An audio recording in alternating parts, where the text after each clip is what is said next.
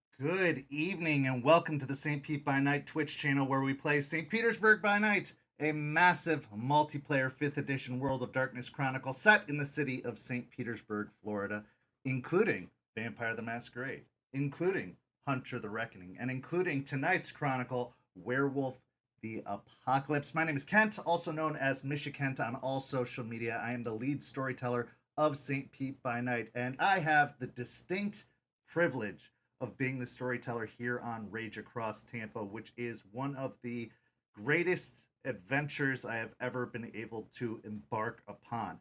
We are on episode 26, entitled Evening Star, and it is the season finale of Rage Across Tampa. After tonight's episode, we are going to be taking a 1-month break to allow yours truly, as well as our amazing players, some time to recover, to recoup, to remember what it is to be human again, instead of being, drooling monsters of the night that howl at the moon weekly.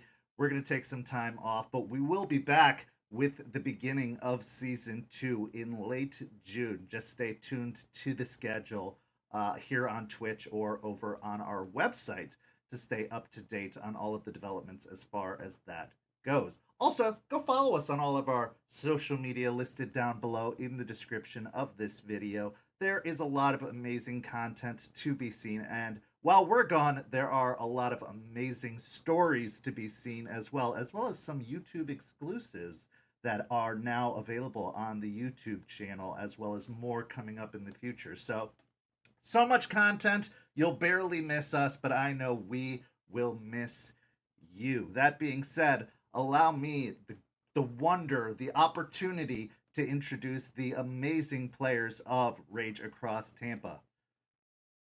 Players, say hello and introduce yourselves, if you please. Hey everybody, my name's Preston. I play Aiden Goodspeed, the Rune of the Gale Stalkers. Hi everybody, I'm Champagne, taters, potatoes, boil them, mash them, stick them in a stew. Lovely, big, golden, whatever you want to call me, but I will be playing Aspen Weiss, Philodox of the Silver Fangs. Hello, everybody. My name is Noree, and I will be playing Malicious Jester, the Black Fury Galliard. Hi everyone, I'm Simon. I'll be playing Joseph Ashspeaker, the Theurge from the Ghost Council and tonight's Rite Master. Hey everyone, I'm Walks or Walks the Web, and tonight I will be playing Lucas Shaw, the Shadow Lord Ragabash. I hope nobody has an unexpected allergy to potatoes all of a sudden. So, keep an eye out for that and watch your gluten levels and whatever else may be afflicted by tonight's story.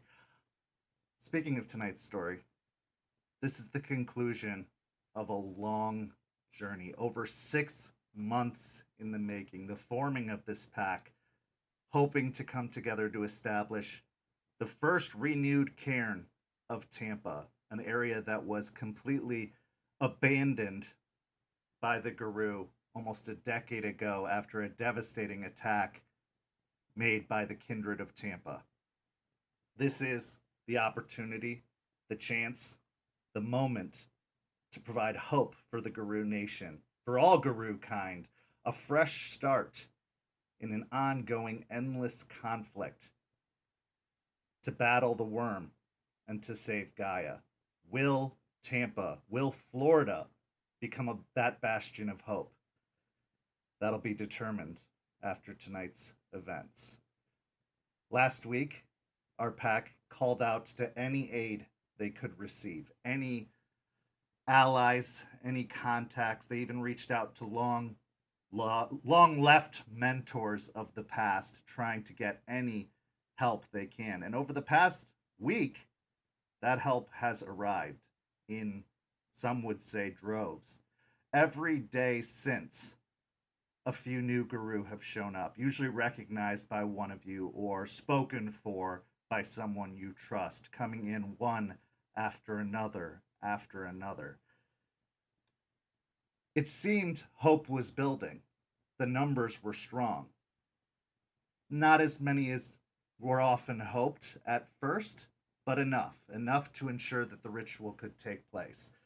And then, just a day ago, Matthias Morningkill of the Silver Fangs arrived, and he arrived locked and loaded as he brought 30 Ghislaine armed and ready to fight and secure the borders of the cairn.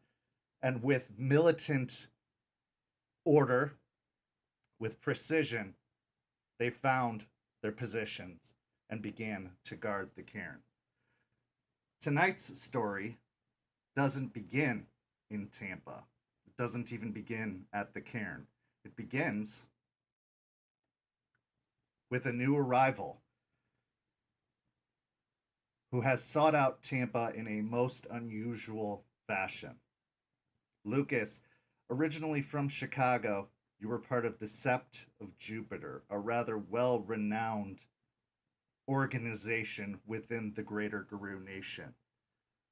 But you didn't really have the best parting of ways with them, and for some time now, you've been living, for the most part, on your own, as an outcast.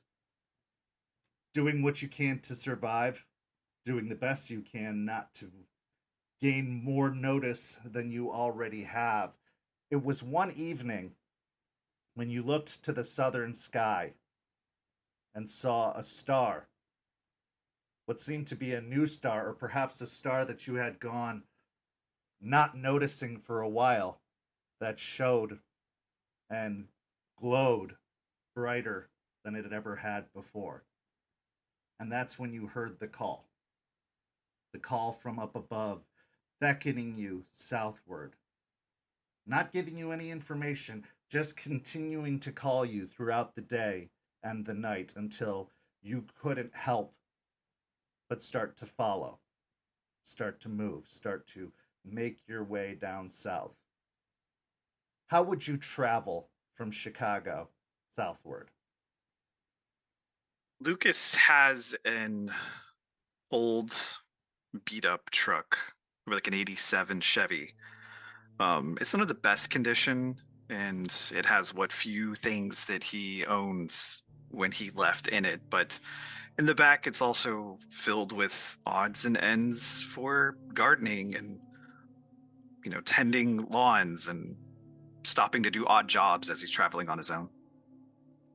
What's going through Lucas's mind as he begins this journey, as he hears this call for the first time, as the spirits, other than one familiar companion, have been rather quiet ever since you were ejected from the sept that you had called home for your entire Guru existence? What's going through his mind now that this new voice has entered into his head, has started to invade his dreams and call to him? Lucas has never really been one that understands spirits the way that others. He's a ragabash, so he just kind of tends to take portents and omens as just things that happen. So he doesn't really question it. But there is that side of him that has had dealings with something else that gives him pause for a moment, makes him a little suspicious.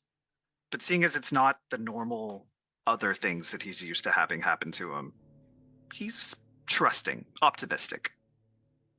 So with it being approximately a 21-hour drive at an average pace, it probably takes you several days stopping for the night, whether it's at rest stops or at some cheap motel that you're able to find along the way, getting you closer and closer.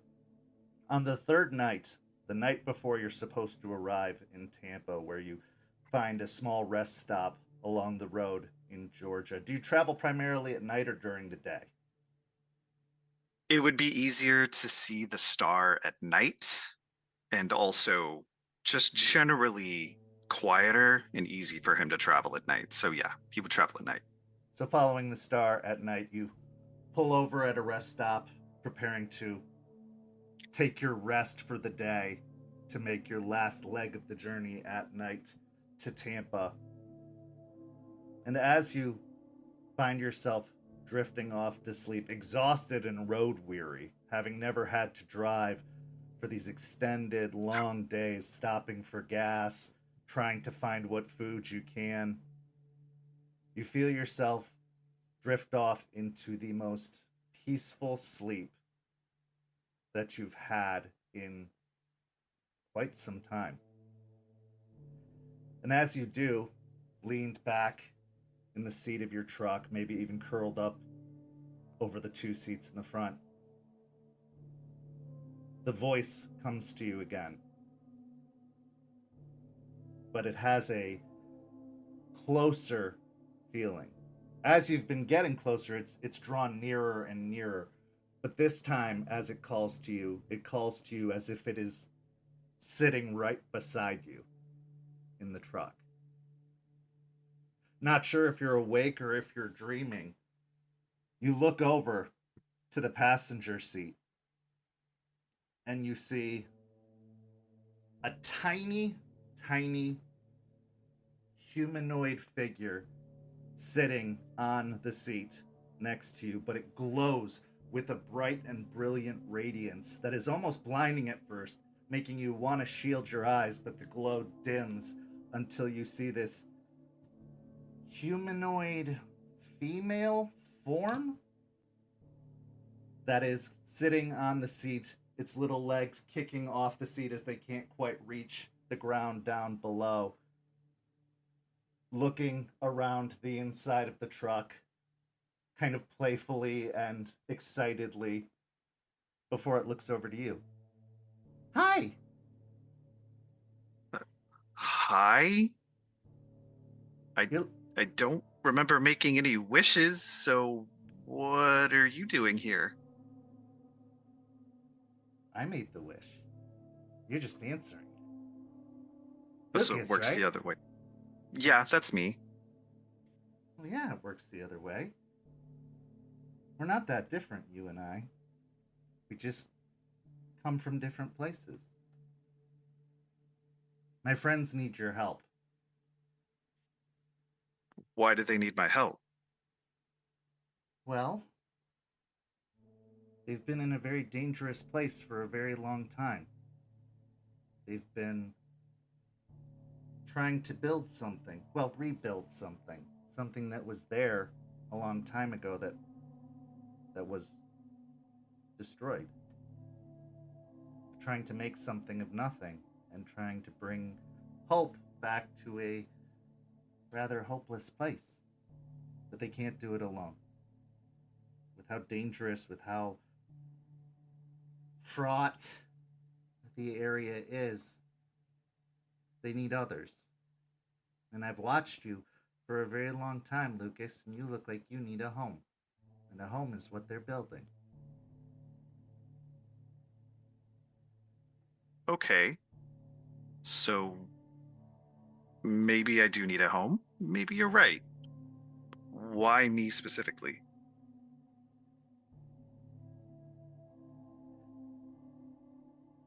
You are an outcast. You've made mistakes. Well, so have they, in their own way.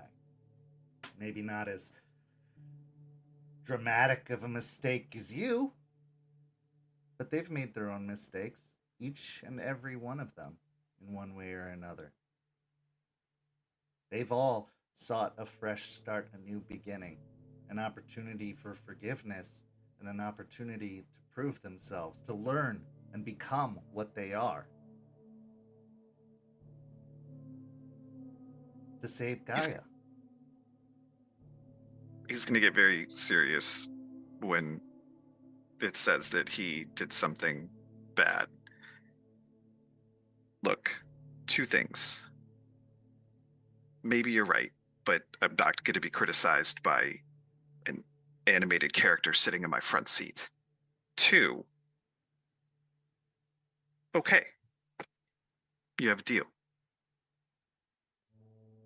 I'm not an animated character, Lucas. I'm the angel on the other shoulder. The other side is already filled, isn't it? Maybe. Then there has to be balance, and I'm here to restore that balance for you. And if you find this new home to your liking, maybe it'll be a longer lasting position. But they have to accept you first.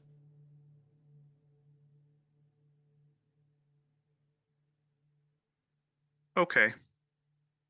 I think we can keep what's on my other shoulder between you and me before. It's not my Well, business to talk about other people's business. I just watch and observe and counsel when counsel is needed. Everybody has things that they carry from their past. Some just stick with us a little longer. And maybe one day, when you have forgiven yourself, when you are ready, you won't need the other one.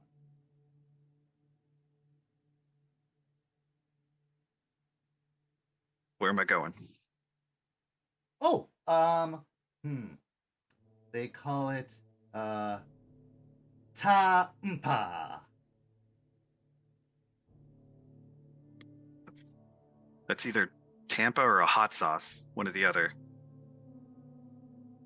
I'm pretty sure it's the first one, but it might be the second one because things do get a little spicy down there sometimes. But I'm pretty sure it's the first one. Tampa. Yes, that one. Tampa. Yes. It is. Well, I've showed you the way this far, haven't I? Yes. I'll show you the rest of the way. Just follow me. You'll know where to go. All right. They are nervous. Just understand that. And they'll be on their guard. It's a lot bigger of a mess down there, Lucas. Probably bigger than you've ever witnessed.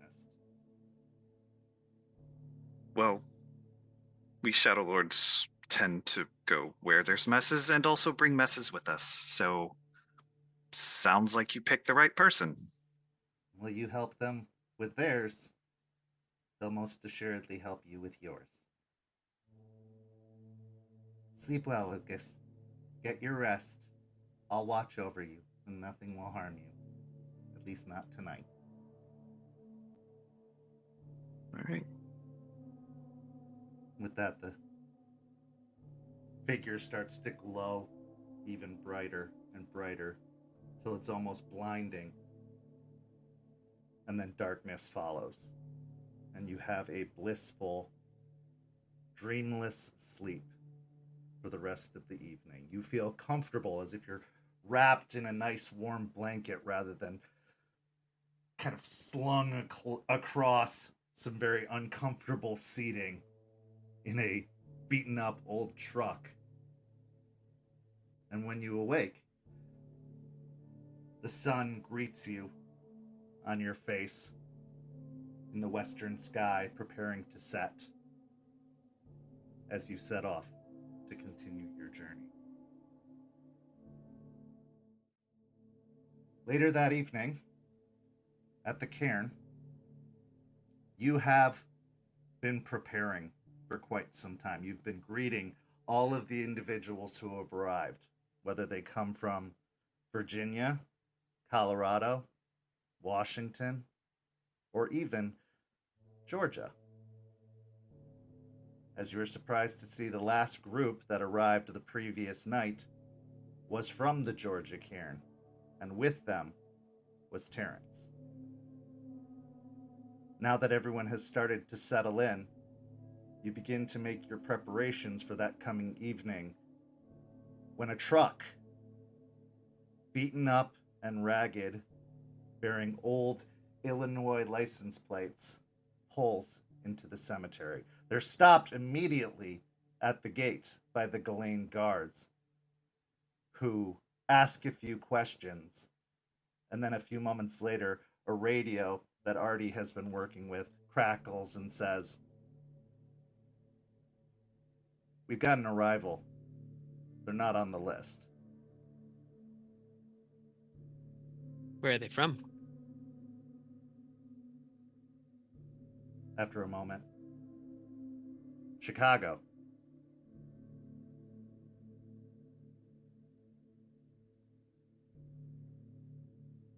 We didn't invite anyone from Chicago. Well, they're here. What do you want me to do with them? Bring them here. Bring them to us. Roger. After a moment, the vehicle continues to pull into the cemetery. It's not quite dark yet. It's probably early evening. The sun's still setting on the horizon, giving you a little bit of time before the ritual must begin. The rites must begin. You've probably got about an hour until that time. The vehicle pulls up, escorted by a few of the watchmen who are walking slightly behind the vehicle, their armaments at the ready. And as the vehicle pulls up, a man steps out of the driver's seat. Lucas, if you want to go ahead and describe yourself. So Lucas is mid-20s. He's about 5'9", probably about slight build. But the very noticeable thing that you see about him is he has what looks like 2 claw marks, and it doesn't look like they were made from regular animals. They stretch right across his face, going the same direction this way. Since it's getting dark, he has his sunglasses off. One of his eyes droops a little bit where the scar crosses through his eyes, and the right side of his mouth droops a little bit. He's tried to grow a beard out to cover most of it that disappears underneath it, but it doesn't cover nearly enough of it to make it unnoticeable. He's dressed in cargo pants, some hiking boots. He's got a t-shirt on, and he just kind of turns and like stares at the 2 guards that followed him up, and then he turns and opens up a truck like storage box, pulls out what looks like a small tactical vest, which has 2 crisscross holsters on it, and then reaches into the truck and takes out what looks like a tomahawk of some sort, and then what also looks like about a 17 or so inch silver clave. And he just kind of stands there looking at them like, you want to search me?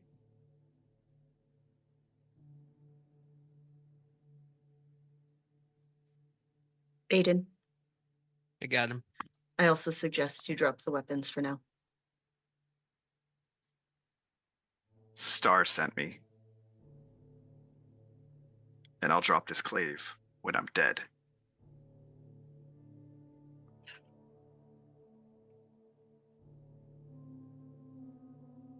Excuse me? What was the first thing you said? A star sat in my truck. A star that I've been following from Chicago. Told me I was needed here. Told me specifically there was a group down here that needed me. Describe this star. About 2.5 feet tall, bright. Looks like an animated character. Real nauseatingly bubbly. Lucas, as you're looking over the group, the individual that you saw sitting in the truck bared a striking resemblance to the blonde-haired woman and the black-haired woman, a weird mix between the two, as if it had adopted some of the features of one and some of the features of the other in its form. Yeah, it looked kind of like you two. Can I make a insight check to see if he's lying? Sure. Roll wits and insight.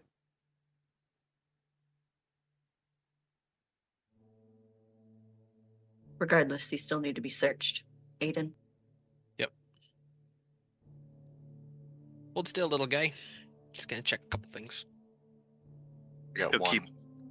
He'll just hold his arms out and vest in one hand and clave and axe in the other hand and just be searched. I'll pat him down. Joseph, it's really hard to tell.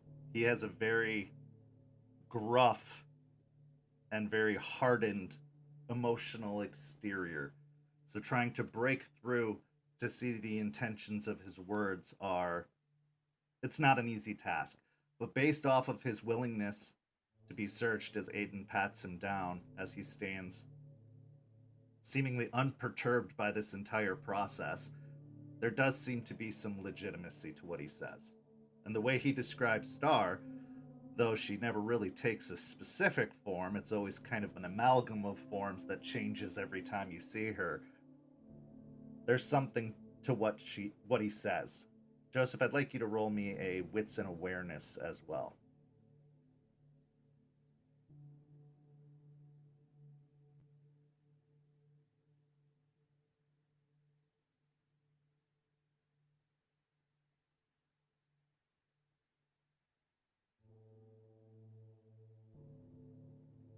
That's 2. Distracted today. As you're looking over Lucas, your vision is drawn away up into the sky to where Star usually originates, and the star seems to be glowing a little bit brighter.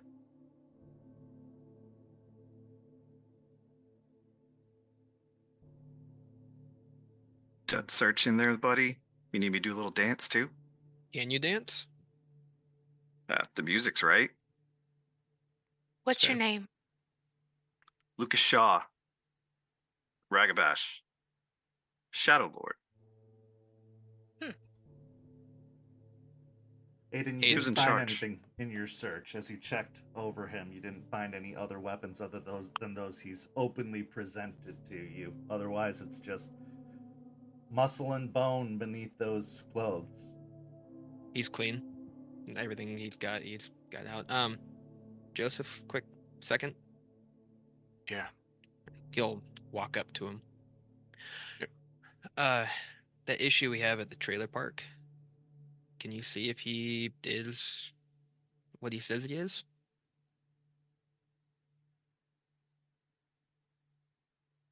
It's a gift for another person. Not really my thing, but I know you have a lot, saying no. It Star saying yes.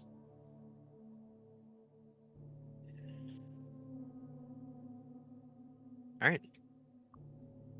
I'll just keep an eye on them. Yeah. Joseph will walk over to Aspen and quietly. Star seems to be saying yes. We gotta get better with communicating with her because we need to know these things, especially today. Yeah. Spirits do how spirits do. Yeah. Okay, Lucas. So you're here to help then? That's what I was asked to come here to do. You guys got some good security. Did the Star tell you what you're here to help with?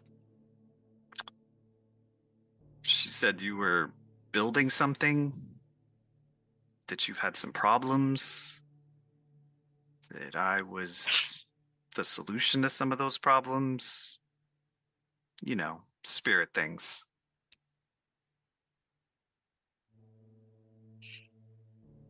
Well, he sounds like a Shadow Lord. Speaking of which, who's in charge? That'd be me. Aspen Weiss, nice to meet you. Aspen, for Lucas's purposes, if you would go ahead and describe yourself, as you are not necessarily what one would expect to see when they hear there is a leader of a burgeoning cairn. Aspen is a short, lithe woman with pale skin, freckles, blonde, short hair. Today she's wearing a sundress with practical shoes, done up because there's people here and she needs to present herself well. But very small, very unassuming in regards to the rest of the pack. So what are we doing here? We're building a cairn. Do you have any experience with that? I'm not going to say that I have experience building a cairn, but I lived in one since I was 4. So I know a thing or two about cairns and seps. Okay, so you've been in a cairn. Do you follow orders well? Are they good orders? The best. You maintain that confidence, I don't think we'll have any problems with me following orders. Good. Well, Joseph here, he's leading the ritual. Joseph, if you'd like to introduce yourself to him, because you will be working with him closely. Hi, I'm Joseph Ashspeaker, Ghost Council, and as you probably would assume, Theurge. Yeah, I'll be heading up the right tonight. Probably what you need to know for now. I'll fill you in as things go.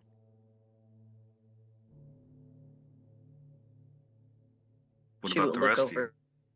She'll look over to Aiden and Jester. Hi, we already kind of met, but my name's Aiden. Just Aiden. We'll see how well you do tonight, and we'll go from there. Well, mutual. It's a pleasure. Malicious Jester. Black Furies.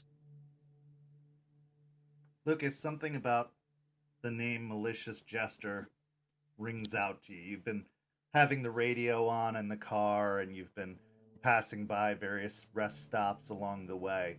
And you recall on one particular stop seeing something on the news about a manhunt for a fugitive by the name of Malicious Jester. Now, this particular individual had long red hair, not this shorter black cut hair that you see now, but based off of the sketch that was provided with the news footage, there are some striking resemblances to the individual.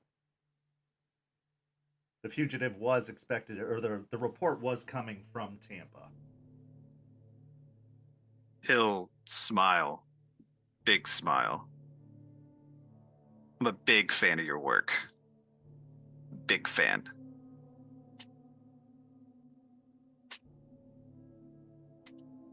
Well, it's not like this isn't awkward, but do you just want me to leave my truck right here? She'll just kind of soften and smile over to Artie. Oh, hi. Arthur Garfield. You can call me Artie, Glasswalker, Ragabash. I look forward to some very interesting discussions with you.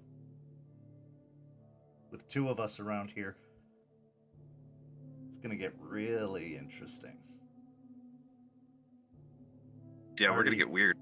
Artie stands about 6 feet tall. He has long, sandy, blonde dreadlocks that hang down to and past his shoulders, although some of the dreadlocks appear to be shortened by singes at the end of the hair, as if they were burned off to a certain point, but they are very uneven in how they hang at the moment. He looks otherwise very unassuming, a lithe frame, dressed in a fleece top with a t-shirt for a shitty band underneath, and some ripped up jeans and combat boots. So, Lucas, you said Star called you down here. Everyone else that was brought here had friends with them. But you're alone. Not to quote 90s television, but what up with that? It's a long story. Been traveling on my own, lone wolfing it for a while. That was one of the reasons why Star said she wanted to grab me. Said I didn't have anywhere else to go. Well, then you and I might have something in common. Spent my first few years alone. I get that. The gestures towards the glaive. It's a pretty big piece you're packing. How'd you get that? I'm sure there's a story behind that too. It's a clave. There's always a story behind it. And yeah. When I left and struck out on my own, one of my mentors saw talent. So she passed it on to me before she left. Neat. Actually, that's something you and Jess over there might have in common. Maybe. Like to hear more of the story later on. Right, but today we are very busy. So let's start with, what are your skills? What are you good at, Lucas? Oh, wow. You said we don't have a lot of time, so I'm going to have to condense it down a little bit. I'm good at cutting the cancer out of things.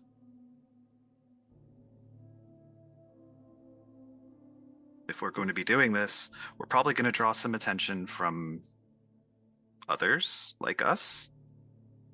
Just a shot in the dark. That's kind of where I'm good. He's not a doctor, Aiden. That was a metaphor. Oh, okay. I was like, then No, give me it's- doctor. I don't think he's actually a surgeon. No, no. Are you a doctor? No, but You should be very straightforward with him. That'd be helpful. okay. I'm really good at killing other guru. Oh, Like any clave bearer should. And he'll stare at Jester.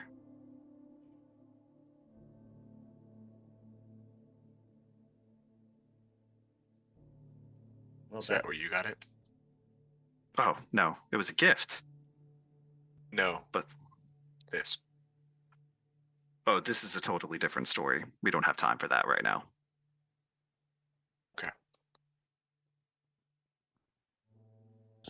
Well, He's just full of stories. that should appeal to you, Jess. All right, Aspen, do you want him if things go dicey with us? Probably. It seems like he's more of the fighter type than the spiritual type. And See, don't want him getting in the way for Joseph in any way, shape, or form. I hope it's not all talk. We'll have you help with the ritual where you can. Do you have any expertise in that at all? Not that specifically. Okay. Have you participated in rites before? You can follow along with him. Dozens upon dozens upon dozens. Okay.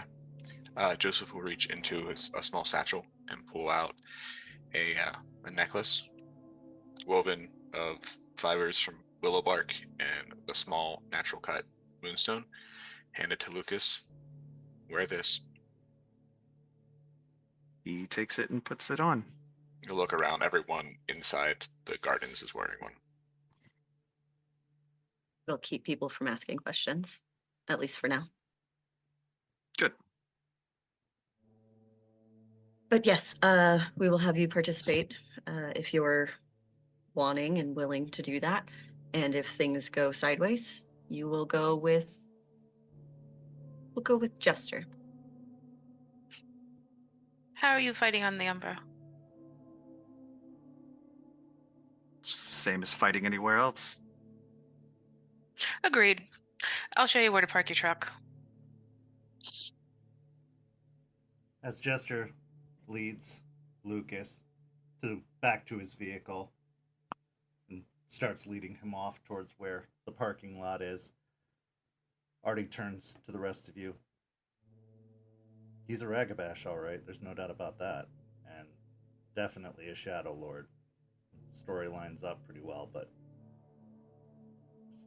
something off about him. Yes, we should probably keep an eye on him pretty closely. He's not accounted for, and I still don't trust it with everything going on. I got eyes. I'll watch him. Ragabash to Ragabash thing. That's why you're my favorite. Don't tell Aiden. She looks over to Aiden.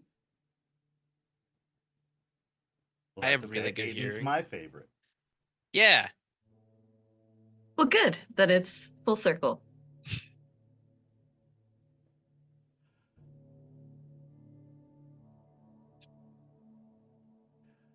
So, after Lucas parks the truck, several other guru of various shapes and sizes from various origins and homes all throughout the country start to move into position as the last rays of the sun start to disappear over the western horizon. It's getting closer to summer, so the days are longer, the nights are shorter.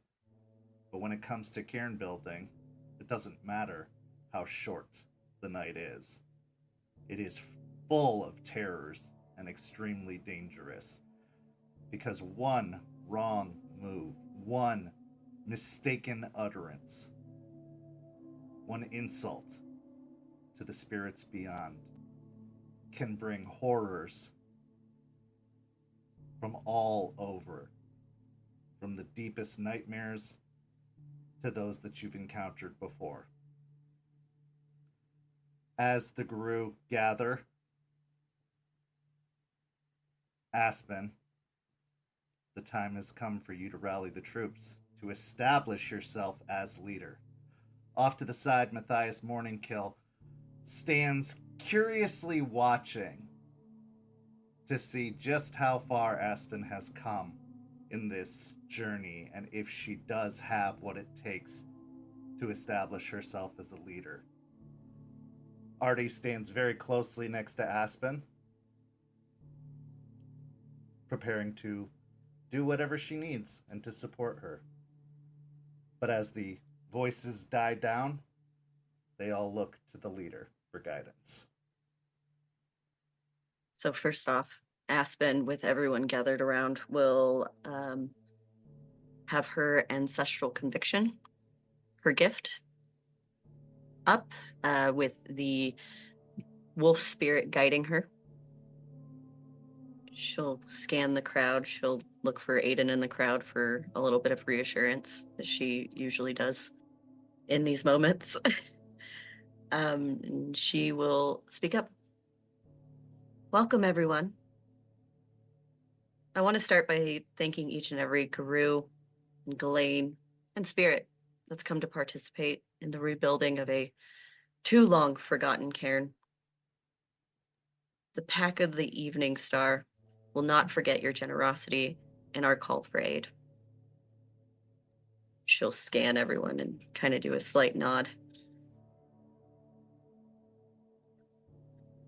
All here will be revered in song and story of our triumphant glory.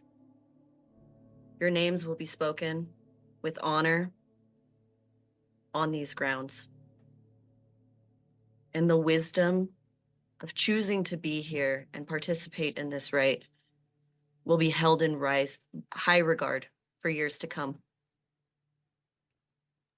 This rite is not taken lightly among our kind. And to that, we will be forever grateful for your presence here today. As leader of my pack here, and future Sept leader of the Sept of the Weeping Willow, I'd like to make a promise, an oath of my dedication to the future of these sacred grounds. I vow to uphold the sanctity of this cairn and support all who dwell within the Weeping Willow set. I will maintain the respect of all station of Guru Nation who reside within this territory, and I will fight the worm and defend this cairn of all threats of its presence. I will lead all Guru here with truth and honor, as well as all of Gaia's children. I pledge to protect this cairn in all aspects and ensure this place blossoms into a sept that is respected and valued within this nation. With this promise, I enact the 12th tenet of the litany. I make this blood oath to my pack.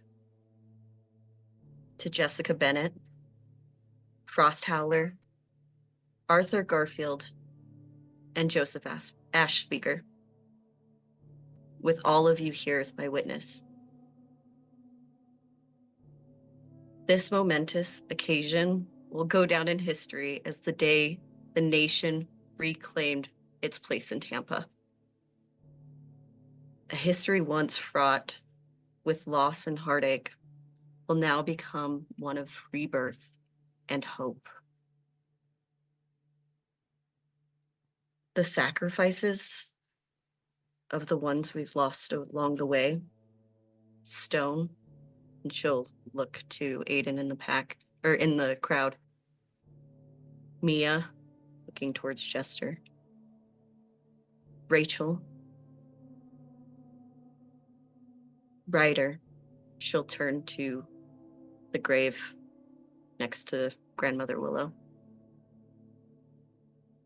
and so many others that have sacrificed for us to be here will not be forgotten and have made this day a reality.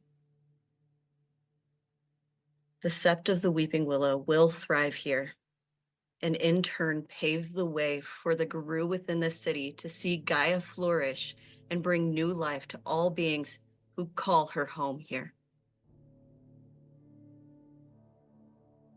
I'd like for all of us, in a small way, as the moon crests this night, to have a quiet howl for what is about to take part here today. And she'll scan the crowd and she'll start a howl. Give me a charisma and persuasion. Yes, you can include your ancestral conviction, and yes, you can include your good looks. And my favor? And your favor.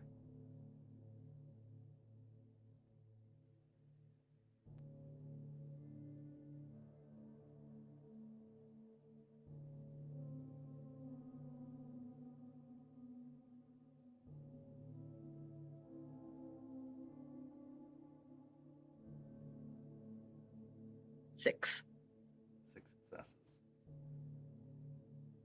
Looking on, Matthias smiles, a small half smile, before he is the second voice to join in the howl, as well as all those who follow him, although the Ghislaine remain at their posts around the borders.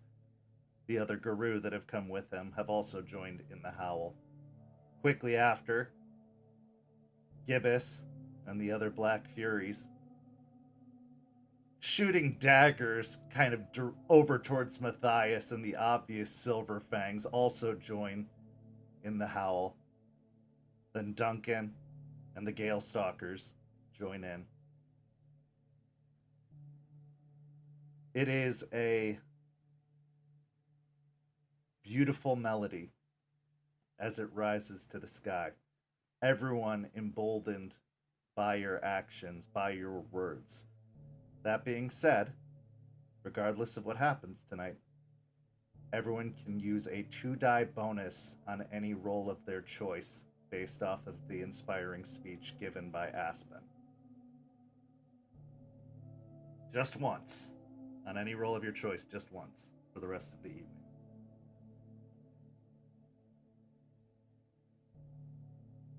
Eliza didn't quite join in the howl. She remained silent, standing off to the side away from the circle of the others. But she steps forward, and Eliza is, for Lucas's benefit, a older woman, probably nearing her 60s, which is saying something for a Garou, as most don't make it that long. She is dressed in a constellation pattern sundress of her own, though it looks a little bit more ragged and worse for wear than Aspen's attire. She comes forward and speaks. This is a monumentous occasion and very non-traditional. But things have been far from traditional for some time here in Tampa, and it's time for a new age. In order for a new age to be brought about, a new cairn to be erected, we should celebrate the old and put it to rest proper. Now, Jester, I know that you have put together a piece to talk about the last Sept leader, the last remaining member of the old Sept of the Weeping Willow. So we shall celebrate his life and send him on the way it was always meant to be, so that the new leader can officially take her place when this cairn is built and this rite completed. If you would, please, dear. And Jester will step up. Yes, thank everyone for coming. And tonight, I do want to talk about Ryder, the alpha of the Sept of the Weeping Willow that was. Monster, psycho, asshole. Words I called the Garou before I barely knew him. Rage overtook honor. I did not see the man who once served as Marine, soldier, and alpha. I see him now, what he was then, and what he became in the end. 3 battles, many deaths, perpetrated by the leech Bloody Mary. The first battle, 3 came hunting, Joseph, Cricket, Ryder. In lieu of their prey, Merry waited.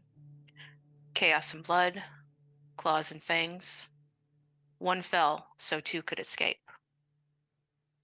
Ryder took up his silver clave to continue the legacy of his fallen leader, Joseph. Vengeance, war, and loss colored Ryder's reign, yet he carried on, leading his brethren in the time of turmoil, torn between waiting and action. What choice saves? What choice dooms? The second battle arose in the dead of night. Merry came, thirsting for blood of our people. 3 were dead before any could act. More followed in the battle that ensued. To protect his sept, Ryder led Merry on a chase through Tampa.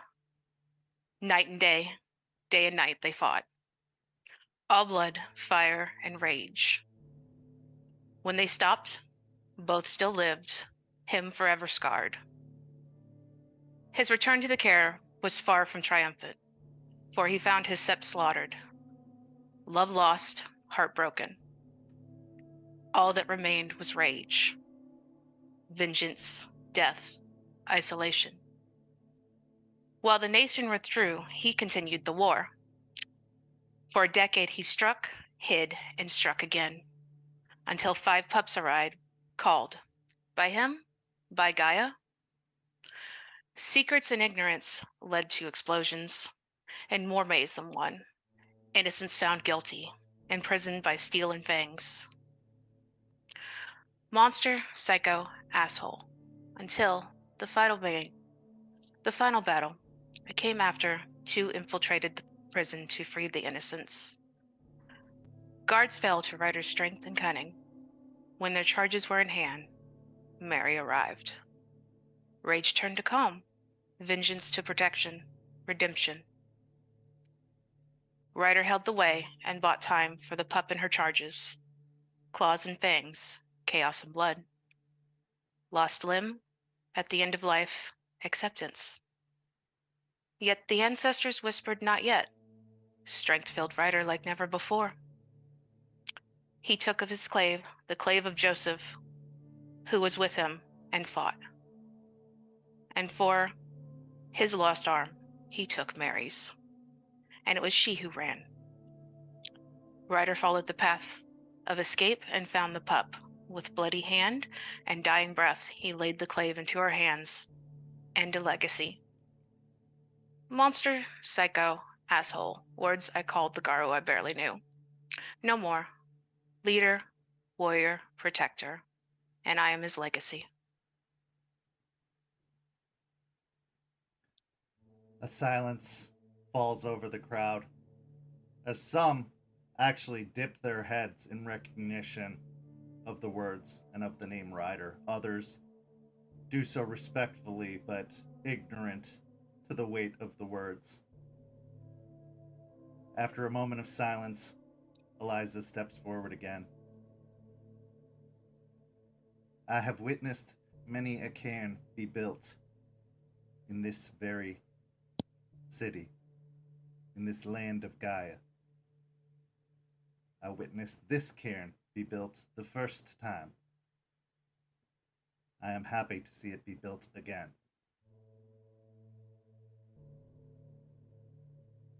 Some would call me outcast. Others would call me rebel. Some would call me traitor. I prefer to be considered an observer, because while my tribe's methods are not always as approved by the nation as they have been in the past, they have always been in support of Gaia. However, tonight I do not take the role of Rite Master. Joseph Ashspeaker has been training as my protege these past several months. He knows the words, he knows the rites, and he should have all of your respect and follow his lead. And today a glorious cairn shall be built, and a new era will begin. So I ask you, knowing full well that by doing so, a part of you will always be connected to this very place. No matter where you come from, no matter where you go to, a piece of you will always be here. So I ask, who will take part in this rite? Who will represent the 13 moons of the year to ensure that this cairn is erected properly and that this home is created not just for the Guru, but for the spirits as well?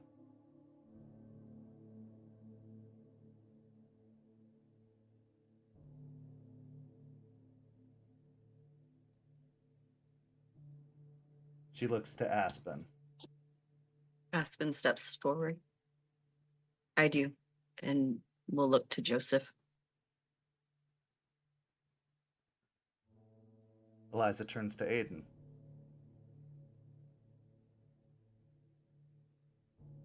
Yeah. Yes. Yes. She looks to Jester. Jester will step forward. I will.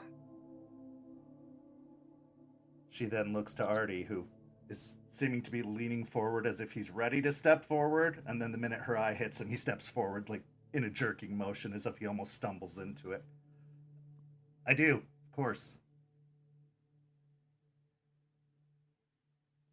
5 moons have been represented. The pack of the Evening Star takes part in this ritual. Yet 8 more are necessary. Who is willing to tie themselves, to bind themselves to this place as part of this sept, regardless of what homes they return to? Lucas Yeah, go ahead. Lucas pushes forward, like pushes through the crowd because he was in the back, and then steps forward. I'll help. 6. After another moment, Terrence steps forward. I know I might be young. I know I might not have a lot to offer. But this is my home, the first home I've ever had. This pack, he looks over his shoulder to another Guru who stands nearby, who gives him a reassuring nod. This sept welcomed me in my change, guided me into this new life. I will forever be in their debt, and I will serve as soon as I know what I'm doing. After that, Duncan, Gibbous, Mountain's Claw, Trillium, Ravenclaw, Matthias, and surprisingly, Eliza step forward to participate in the ritual. The 13 moons represented, including the 13th, the Stargazer. Very well. Let the rite begin. She looks over to Joseph and gives a wink.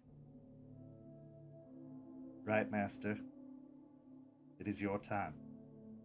And as she says those final words, the last light of the sun completely disappears, leaving the sky a dark blanket with stars piercing through up above. You stand at the base of Grandmother Willow, an ancient tree that rises up into the sky above, branches reaching out in various directions, leaves fully sprouted at the edge of those branches. However, they are not completely grown.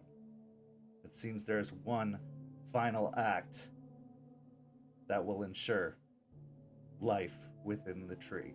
It stands sentinel atop a small small rise. Not near any other trees, though there are several throughout the memorial gardens, blanketed in Spanish moss, drifting down, almost touching the ground. But Grandmother Willow doesn't carry such moss. She stands alone, but this evening, she stands amongst Garou once more. Joseph, the floor is yours. Joseph takes a deep breath. And then a second. And he will activate Penumbral Senses. I would like to take half on this roll, just to ensure that I can get the 3. Take that one easy. So I'm pretty sure the DC here is about 3. My pool is 6. So breathing again, his eyes open to the other side, seeing both overlaid. Taking a look again before saying anything at the preparations he's made to assure they're all ready. And then he'll look to the participants. I would like you each to follow me into the circle. Around Grandmother Willow, there are 13 large stones that have been blackened with coal, with fire. And then on top of the char is painted in silver each of the moon phases as you go from new to full and back to new. As we enter, we will enter from the east, and we will move clockwise to the south, to the west, and around to the north. Each of you will follow me around the circle. I will take this position again, and you will each fill in behind me as we come around the circle. Once we are inside, I will begin the actual ritual. You will know what to do. All you will need to do as we continue is when it is time, you will join me in a song. So it is not too complicated for you all to participate. However, while we are singing, you will feel energy. You will feel spiritual energy moving through you. That is expected. That should happen. It will be intense. It will take your focus. So I ask that you remain focused, and unless something drastic happens, do not leave your post. Do not leave the stone upon where you're going to stand. Do we understand? Perfect. Okay. Take another breath, and he will lead the procession. As he does, he will stop at the gate. He will pick up a small bowl full of herbs. He will strike it with flint and steel and light the herbs. He will enter through the eastern stone and move his way around as everyone fills in their positions. Stopping for a second and breathing again as he sees everyone fill in their positions. He will then process around the circle, starting just to his left. He will take the burning herbs. He will waft them over each participant, cleansing them.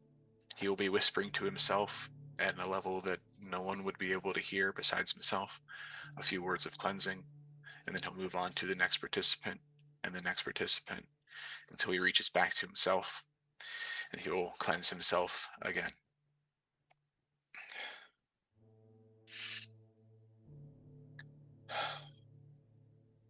Grandmother Willow, you are the guardian of this place, and we have spoken many times before about what we plan to do tonight.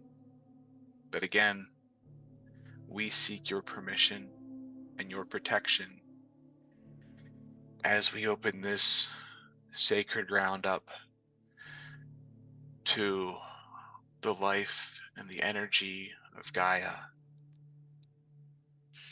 And as we turn this place back into the sacred ground it was before.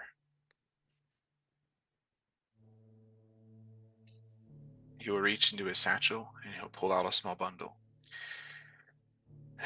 As a sign of my dedication and as a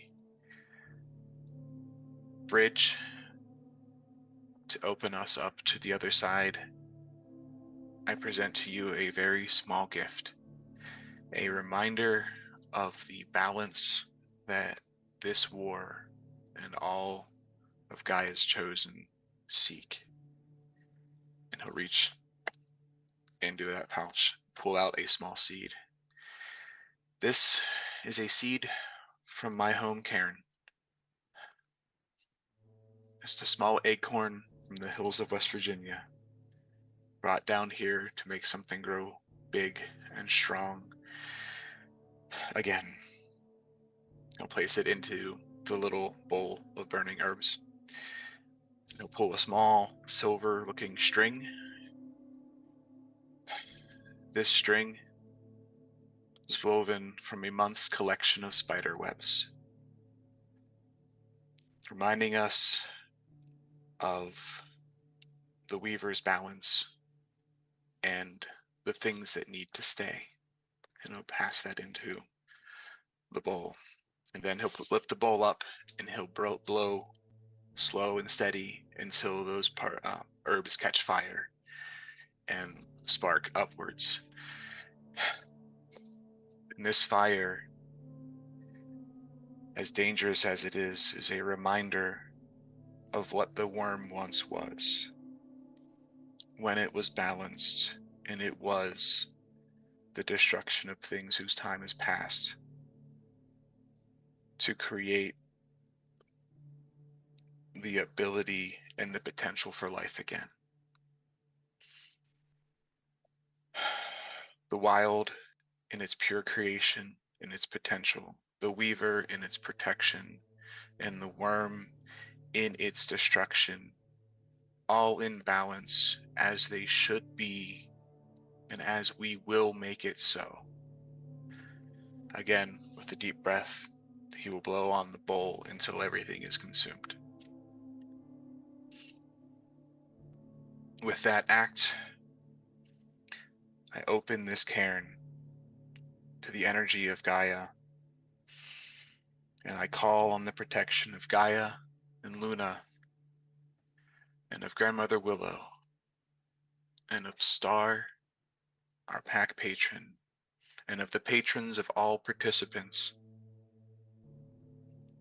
and of the patrons of all of the Garu of the nation. Watch over us and protect us as we call upon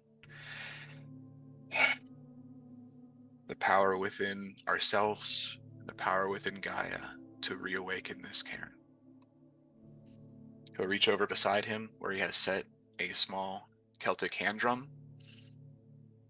and he will slowly start a beat on the drum, and with a quiet voice at first, he will start to sing a song, and he'll get a few verses in telling the story of a warrior who conquered many things and found himself beside a river that he could not cross. And he beseeched an angel to give him guidance. And as he tells the story of these verses, he reaches the chorus of the song, where the angel responds, "Pay no mind to the battles you've won. It'll take a lot more than rage and muscle. Open your heart and hand, my son, or you'll never make it over the river. It'll take a lot more than words and guns, a whole lot more than riches and money. The hands of the many must join as one, and together we'll cross the river."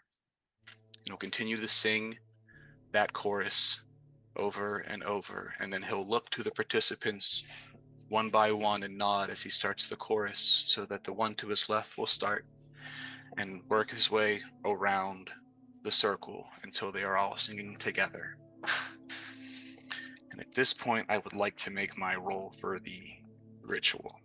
I would also like to add the 2 dice from Aspen for inspiration. Okay. To explain to everyone this ritual, it is a wisdom and crafts roll. I have a specialty in Cairn rites specifically, and then I add a rage die for every participant.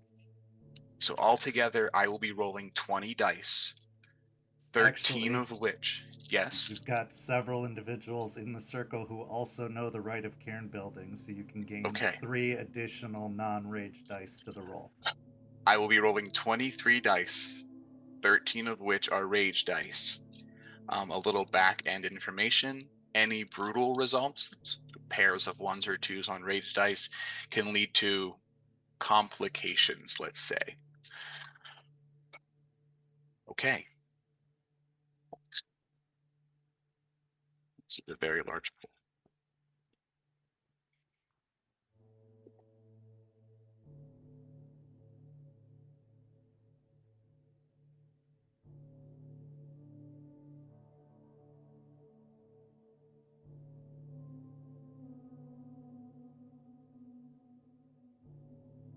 And we will find out the result of that roll after a quick 5-minute break. We'll be back in 5 minutes.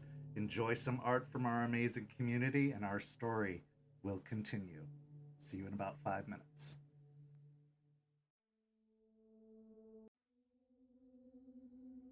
St. Petersburg by Night is brought to you through collaboration with our partnered vendors, Wolfpack Dice, Ember Fox Dice, Dragon Ink Dice, Barra the Bard, Champs Tramps, Panchi Artista, and Chromatic Creations. Links to our partnered vendors, as well as our Twitch and YouTube channels, can be found on our website, stpetbynight.com. The official theme song for St. Petersburg by Night is Vampire by Faith and Failure. You can find them at faithandfailure.com. You can follow SPbN on all socials with the hashtag StPeteByNight. If you wish to support our program, you can do so at ko-fi.com/StPeteByNight to help keep the stories rolling.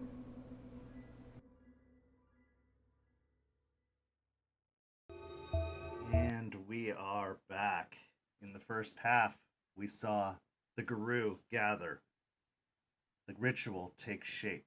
A new Guru come to town. Maybe finding a home, maybe just here to cause trouble. That's to be determined. In the first half, we heard a rousing speech from Aspen, a story from Jester, and a ritualistic song from Joseph. Calling out to the spirits, attempting to awaken the cairn. All of you feel a rush come through you. Gradual at first, slow, almost like a breeze pouring over that grows stronger and stronger. Your eyes start to blink as if they're stinging as you continue to sing. As the tears start to well, your vision starts to blur. And for the first time, all of you have penumbral senses, as everyone in part of the ritual see the world of the Umbra and the world of man, of Gaia, cross and blur. The sky above is inky and dark, but the stars shine brighter than ever before. The tree that stands sentinel above the hill has grown. Its limbs outstretched far, far, far above the gravestones, above the open pasture of land, out to the very edges of the cairn. But as they grow stronger and fuller. The stars shine brighter. And from the base of the tree, a white, barky wolf emerges. Spiritual in nature. Its fur a mix of willow bark. It steps out and paces around the circle, studying each and every individual it passes. It pauses momentarily in front of Aiden, looking him up and down, and giving out a slight snort before continuing on around the circle. It makes this pacing motion several times before it looks off in alert towards the west. From the western side of the cemetery, everyone make me a wits and awareness check.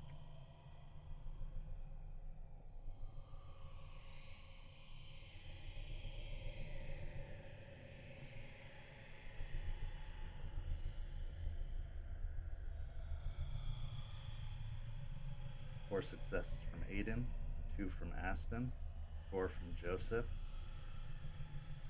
3 from Jester, and 3 from Lucas. Off in the umbral fields beyond, 2 figures start to emerge, loping their way, dragging their way across the umbral plains. As they draw closer and closer, those with 3 or more successes can make out the figures. Large Krynos werewolves with completely blackened fur, blackened eyes, jaws open, black ink spilling from the maws. Roll me an intelligence and occult.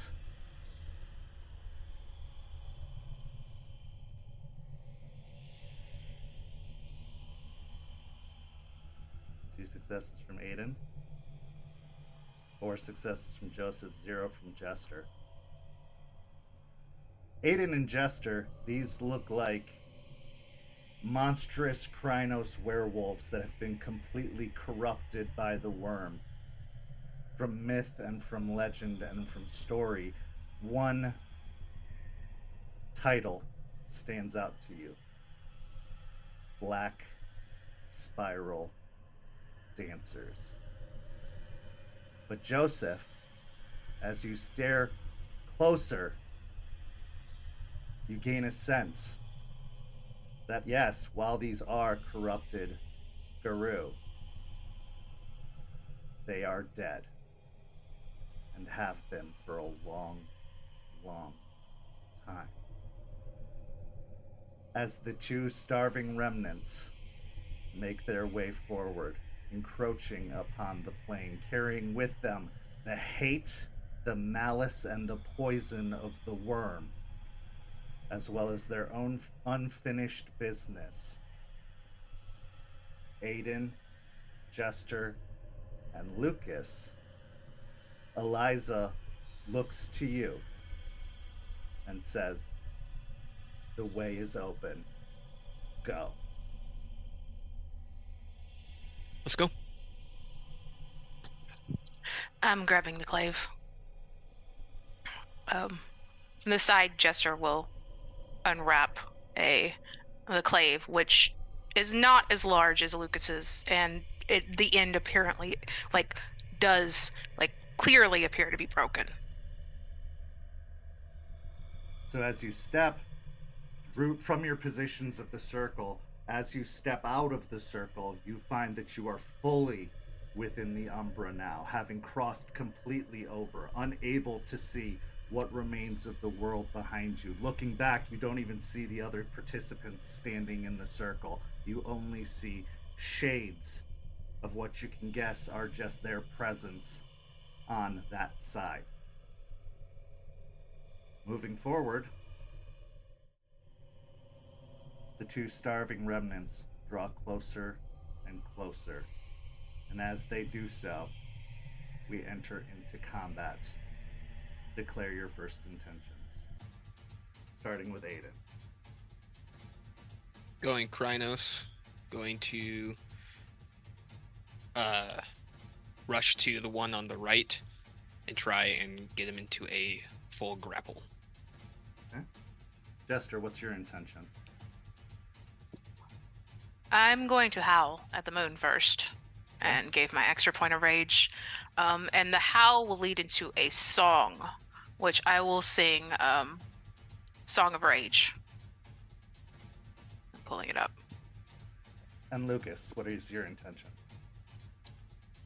I am going to shift into Galabro, draw the clave, and ready to use Fatal Flaw on the one on the right. Okay. The opposite one that Aiden went after. So both of you who are shifting, make your rage checks to make the transitions. Aiden, did you say you were going full Krynos? Yep. Okay, so that'll be 2 rage checks from you, 1 rage check from Lucas. I'm good. Okay, without losing any rage. On top of the rage Jester gained from Howling at the Moon, everybody can gain an additional rage, as this is a interference with the Rite of Caern Building, which is enough of an insult to cause your rage to grow. This means, Jester, you were at 3 rage. Aiden and Lucas, you are both at 2. Jester, what song did you wish to sing?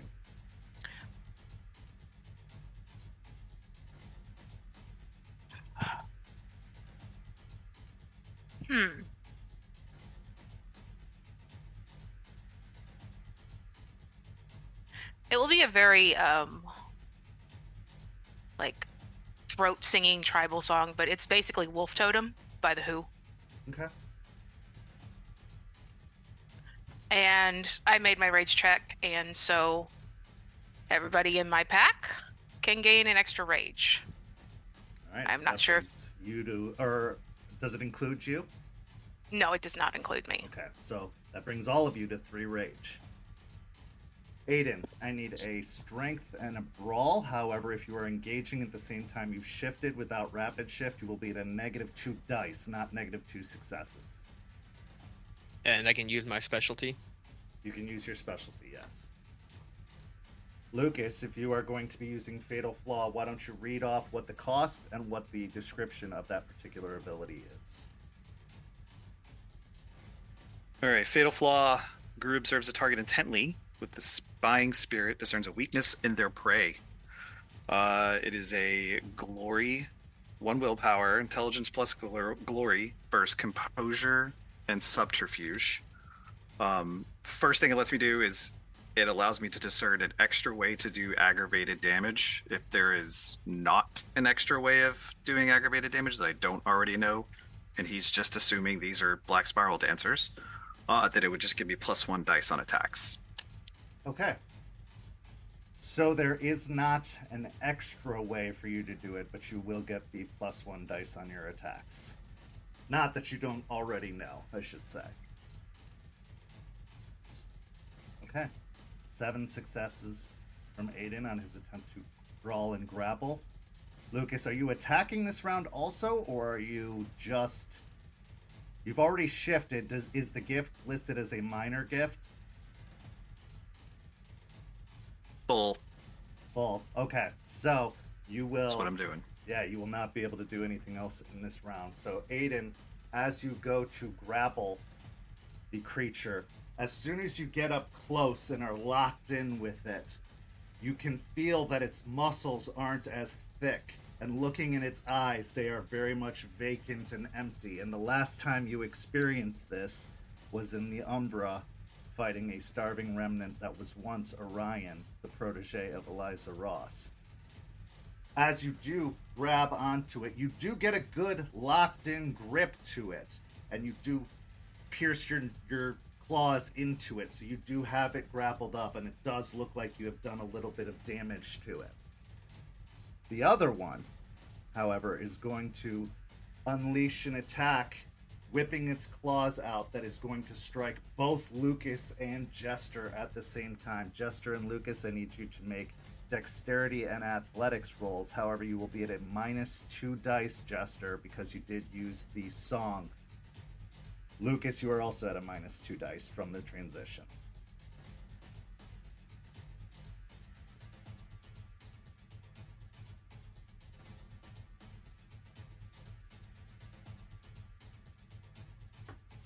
Okay. So, as this is a claw attack, both of you will take 4 points of superficial damage, already halved, to your forms as you are struck by the claws rending outwards, hitting both of you. Next round, declare your intentions, starting with Aiden. So I got him in a. You do full have grip him right now. grappled, and you do seem to be in control of the grapple right now. Okay. I'm going to go in for a bite on his. Okay, that'll be Can I another. got? Yep, another strength and brawl. Jester, what's your intention? Okay, there we go. I'm shifting to Krynos, and if I shift this round, can I also heal once I've shifted? You can heal. You would declare your healing first, and then shift, and then Right. declare your action. Okay. So yes, you can make. Are you trying to get the healing from Krynos? Yes. That would have to wait until next turn after the shift Okay. is completed. Then I'm just shifting this round, and Okay. because I'm in Hamid form, so I can't heal in Hamid. So that'll And be then 2 rage checks. yeah, and then I'm attacking. And I'll that'll be attack the one that attacked us. Okay, strength and brawl minus 2 dice from the transition. And Okay. Lucas, what is your I am going to be striking out with the clave, and is healing a minor action or is it full action? It is a free action. You can do it every round. The regeneration costs nothing. And then I will regenerate. Okay, so as you are in Glabro form, it is 1 rage check to heal 1 superficial. And Jester, are you using the clave or are you striking out with... I'm using the clave. Okay, you want to use the clave in Krynos? Okay, so then Yeah. you can roll a strength and melee attack. You do gain the bonus physical dice, though. You won't get the additional damage of, claws or bite, but you will get the bonus dice from being in Krynos form. Cool. No penalty on this attack, correct? No penalty on the attack from... Yeah, for you, no. You have Cool. So, completed your transition. 6 then. Okay. I'm spending a willpower. I will heal 2 and lose 1 rage. Okay. That'll make my clave attack. I also lost a rage when changing. Okay. I got 5 successes. 5 successes. Okay. And Lucas?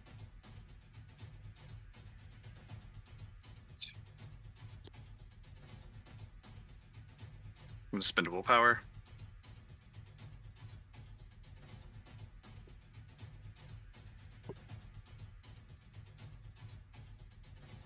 Seven successes. Okay.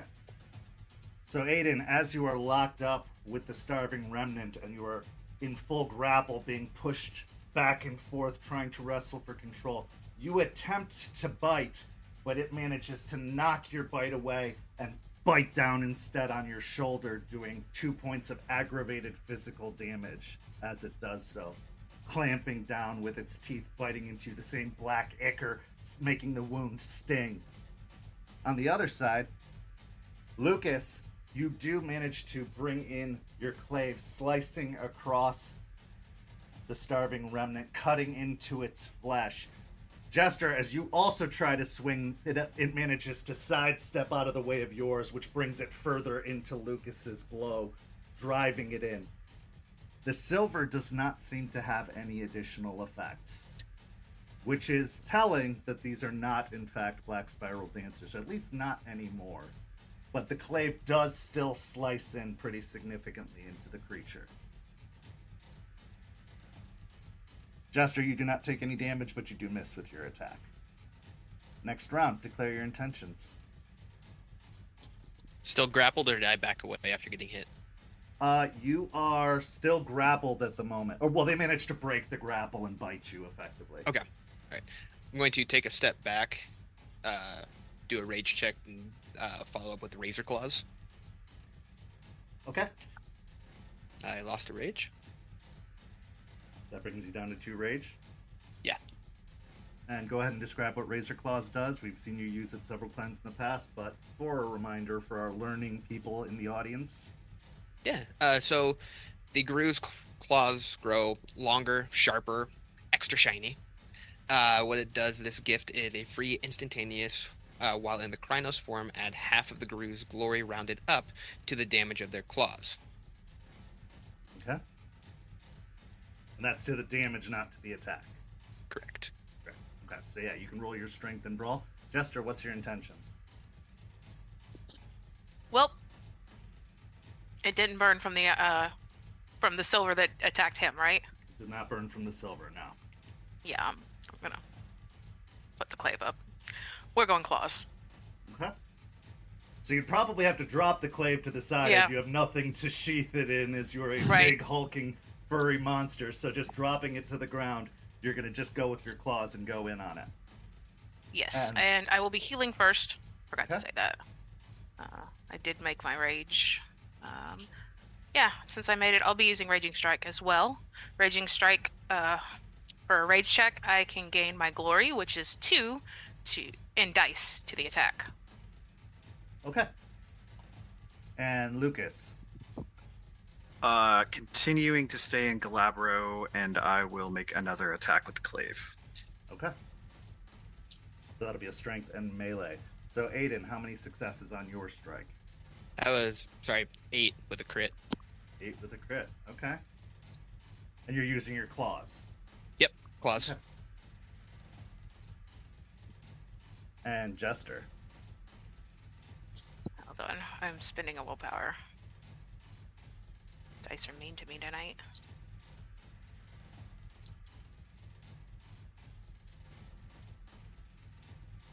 Seven successes. Okay. And Lucas.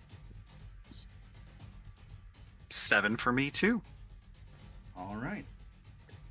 So, Aiden, as you go in with your claws, you break through the defenses of the Starbeam Remnant, raking your claws across the long razor-sharp points, digging deep into the flesh and rending a good section of it off of the creature, and it almost breaks apart so easily under the scrape of your claws and starts to deteriorate as it rakes across.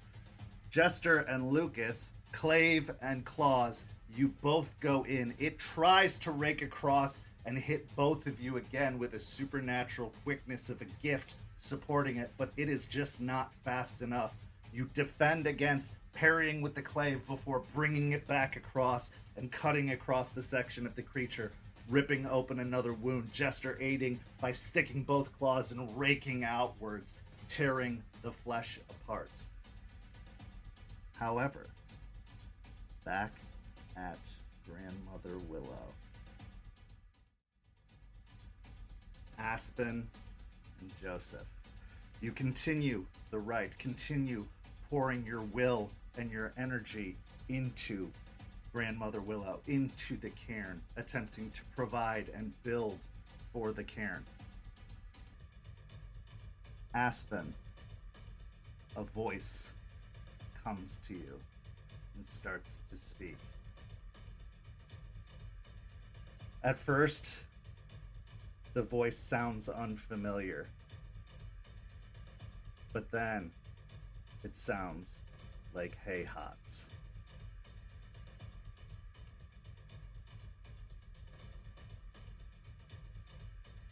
Easily gone, easily forgotten.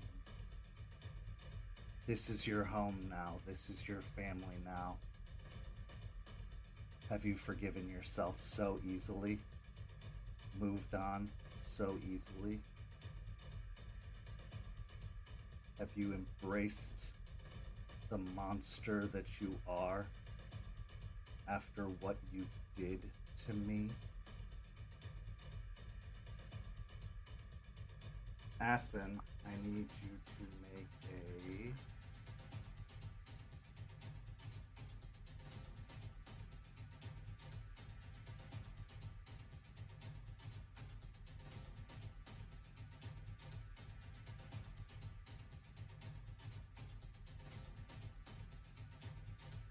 Okay, I need you to make a willpower test, which would be your composure or your unspent willpower, no rage dice included, as this particular voice tries to stoke the bitter rage within you and provoke you.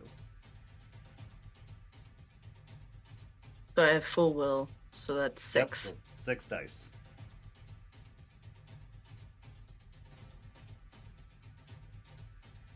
Two. 2 successes. Okay.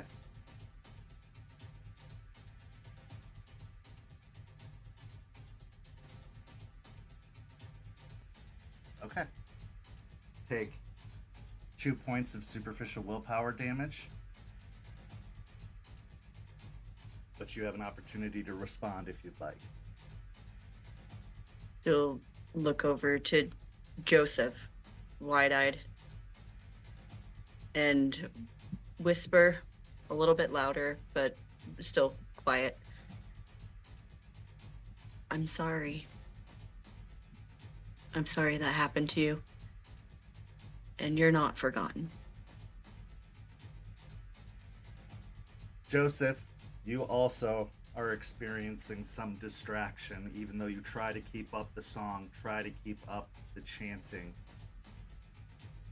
You do your best to try and maintain your focus, but the spirit comes to you and speaks.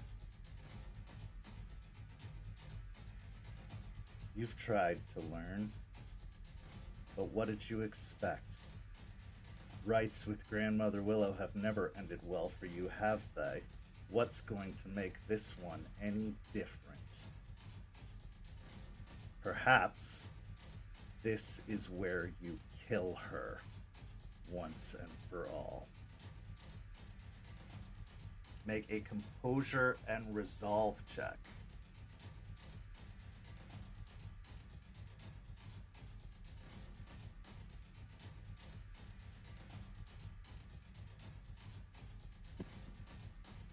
So this is a willpower check, and I can't spend willpower on it, right? It is not a willpower check. This is a composure and Okay. resolve check, so you can spend willpower. Then I would like to do that.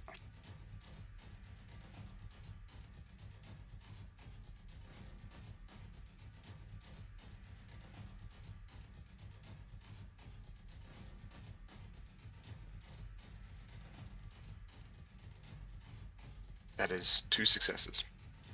Okay. So as the words speak, you feel like there are claws digging into your shoulders and poison being muttered into your ear as you take 2 points of superficial will and health damage.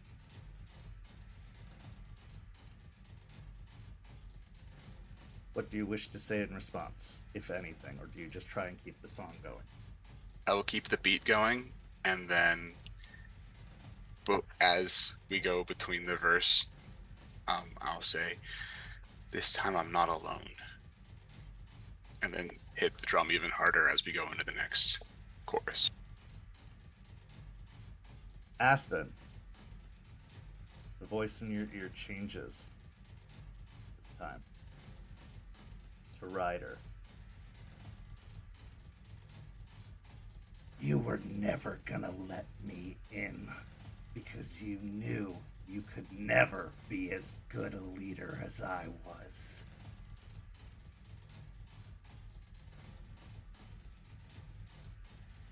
And if I couldn't succeed, how can you?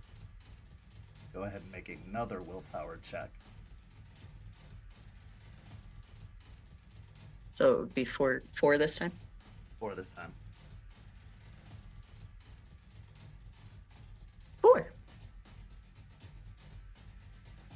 Okay, now you can react with true passion and resolve. You can deny this voice, and in doing so, damage it.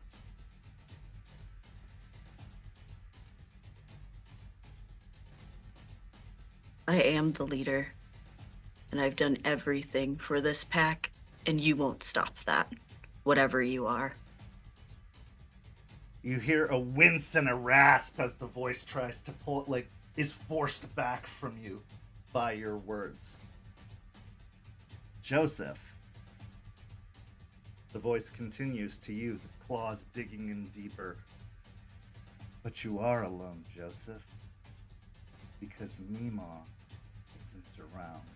You've been alone ever since she died. No matter how many you surround yourself with, you'll always be alone. Composure and resolve.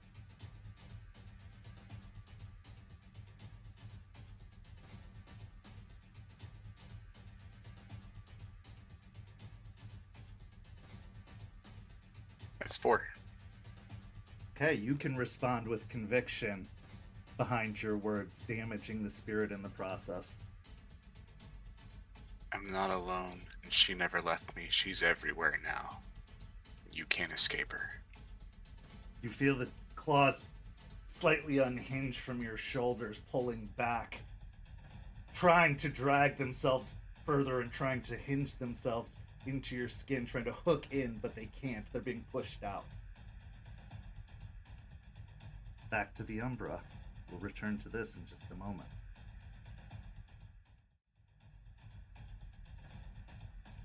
Next round, declare your intentions, starting with Aiden. Clarifying question. To pick up a Gru and then try and rip them apart, would that be two separate altercating, or could I do that all in one? That would be like a descriptive text. However, I will say that you will have to get a shit ton of successes to make that happen, because you've got to do essentially the remaining damage to them to tear them apart. You could try to lift them up, but if you don't get enough successes, you're not even going to be able to do that, let alone rip them apart. Okay, but that is something you could do all Sure. It's cool. Just really just a flavor text to a finishing blow, effectively. Okay, would that be called shot then? No. Cool. You're basically just trying to rip this thing in half. You don't care which half or which I don't- section of the body you do it from. Cool. It does look like it is fairly stout, though. It does. I mean, it's not on death's door or anything. So you would need a lot of success. You've basically been doing superficial damage to it this whole time. All right, I'll hold off. I'll keep that on the back burner. Okay, I'll so just regular. I just attack with my claws. Just reach forward and swipe at him. Jester, declare your intention.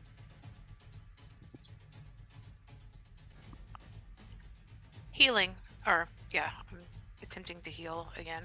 Okay. That actually loses me a point of rage. Screw it. I'm still attacking him. Okay. Are you using teeth or claws? Claws. Okay. So you go to regular claws. That'll be strength and brawl for both Aiden and Jester. Lucas.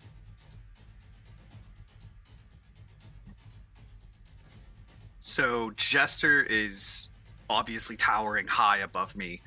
So I'm going to try to utilize being the smaller of everything that is in this current fray and slip around this thing and try to get behind it, shifting to one hand on the clave and just kind of like planting my hand on the ground and pushing myself to try to slide out from in between the both of them and get behind it so that we're flanking it on either side. Okay. And then attack it. Give me a manipulation and dexterity, because you are going to try to slip behind this thing. If you are successful in the next round, you will get an advantage on your attack. But if you are not successful, you are not able to flank it. You are essentially still, it's turning to face whatever direction you're coming from. Hey, Kent. Yeah. For how brutals work, is it 2 1s or 1 and 2 equal 1 brutal? 2 1s or 2 2s. I do not believe it is a mix. So of 1 and 2 don't make a brutal. No, I Those think are it's just failures. Okay. Actually, I think it is 1 and 2. I think if you get a 1 and a 2, those would still count as a brutal. So. Yes. Okay. And those plus when doing damage, It's those basically like a critical. It explodes into 4 if you're doing okay. physical damage. 9 with a brutal. Okay. Jester? 9 with a critical. Jesus Christ. Okay. And Lucas? 4. 4 on your attempt to sidle around. Okay. So, in the process of trying to sidle around it, Lucas, you do get struck with the claw that sends you toppling backwards, giving you an additional 4 superficial damage, or already halved, kind of sending you sprawling back onto the ground. You keep a firm grasp of your clave, but you're not going to be able to make any kind of advantageous attack on this thing at this point. Jester, seeing the opening provided by the creature trying to push back Lucas, you go in, claws out, and just rake into the opening, again, tearing outwards, ripping open the torso of the creature, causing it to just tear apart at the center. Not completely, but enough to rake across the front and take out a good chunk of its torso. Next round, declare your intentions. Did mine not do Oh, anything? sorry, Aiden, yes. Okay. I got distracted. Aiden, you also successfully managed to break through its defenses, and you get in really close and rake down the front. And because of the success of your damage, you think you have wounded it fairly significantly as you bring both claws down the front, and you can see the entire torso start to split open and break apart and dissolve away. Another good hit like that will probably do it. All right, going for the rip and pull. Okay. And Jester, what's your intention? Digging in. I think I'm going for a bite. Okay. And Lucas, you can get back to your feet. If you'd like to heal, you can do that, but then declare your intention. I will, in fact, heal, and then I will strike out with the clave. Okay, that'll be a strength in melee. I'm using a Raging Strike again. Okay. I made my thing. Just 7, regular 7, nothing special about it.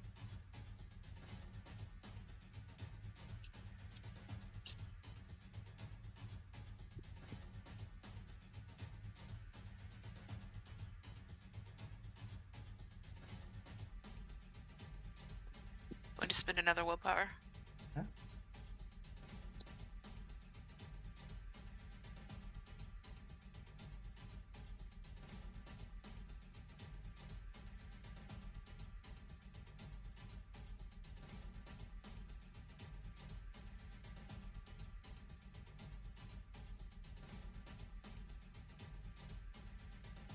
Seven successes.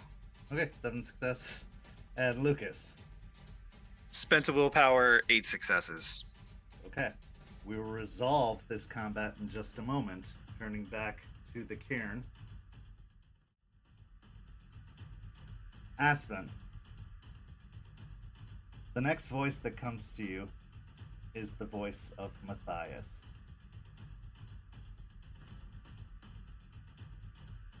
Miss Weiss, you brought me all the way out here. I participated in your ritual. You're right. But it's like investing in something that is doomed to fail. I thought I saw potential in you. I thought you were capable.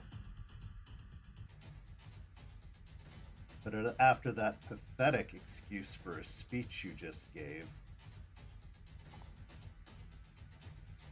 I can tell that this is just going to be history repeating itself, and another leader will let this all fall apart. This time make a composure and resolve check, not a willpower check.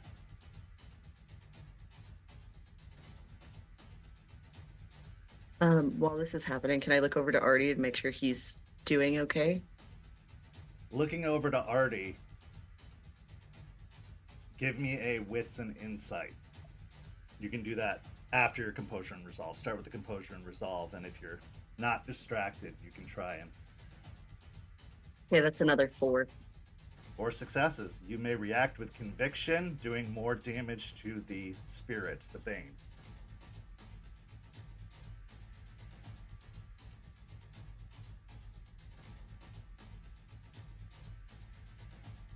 And that's 3 on my wits and insight. Okay, so what would you like to say to the Bane first before you look over to Artie? If I can manage to shake it off instead of saying something to it, it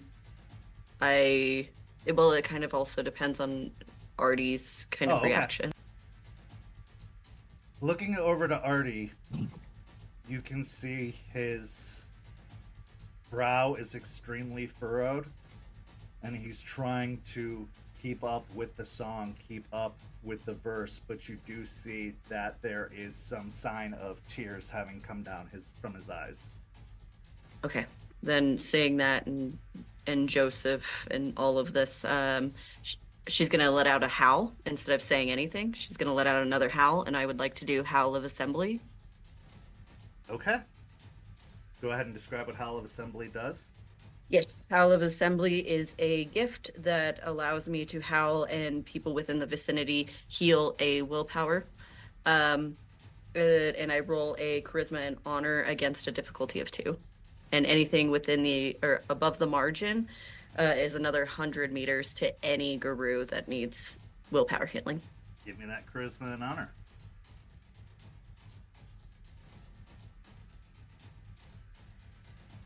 And actually, I'll say you can include your favor in that as well. As you are trying to lead, you are trying to help others. You are not worrying about yourself. This is not a selfless action. This is the actions of a leader trying to regain the battlefield. Okay, that's 5 then. 5 successes. Okay. Joseph, Aspen, and everyone else in the circle regains a willpower. As they do, you see them embolden and their voices grow louder and stronger. Joseph.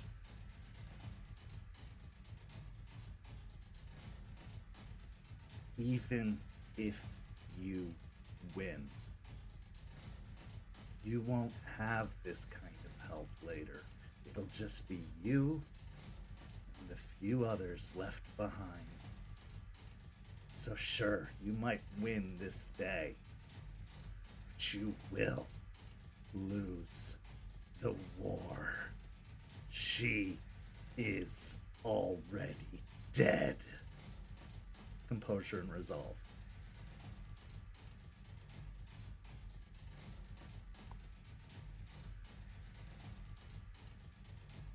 I'm going to spend that willpower that I just got gifted.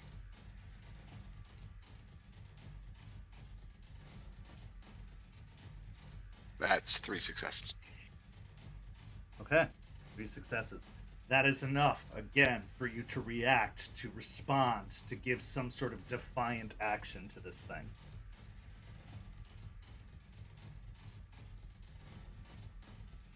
If she were dead, we wouldn't be here, and new ones wouldn't be born. You are lying out of fear. It recoils and rasps.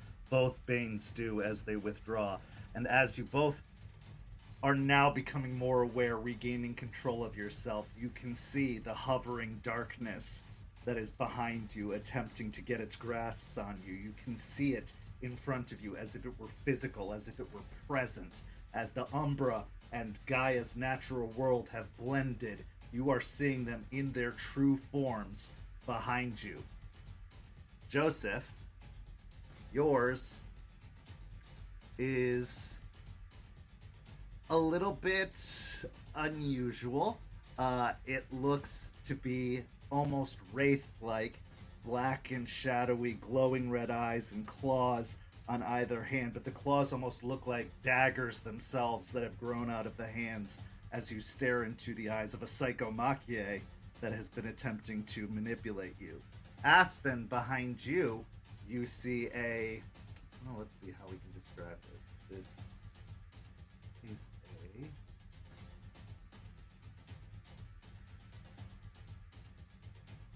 this is a bitter rage. They appear as a explosive cluster of spiritual energy, almost like little explosions or fireworks going off that burn red, trying to stoke your fury, trying to send you into a frenzy, but failing to do so far. Now, you can declare your intentions as if it were combat. So we can attack it even though we're on this side. You can attack it however you wish. Okay. You can attack it with words. You can attack it with physicality. It is prone to however you decide to, whether it's social combat or physical combat.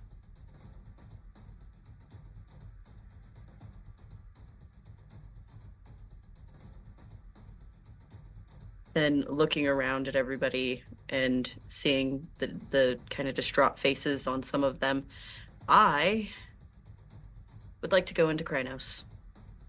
Roll me the 2 rage checks.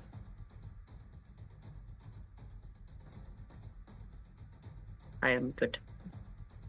I would like to go to Glabro. And roll me the rage check. I'm good.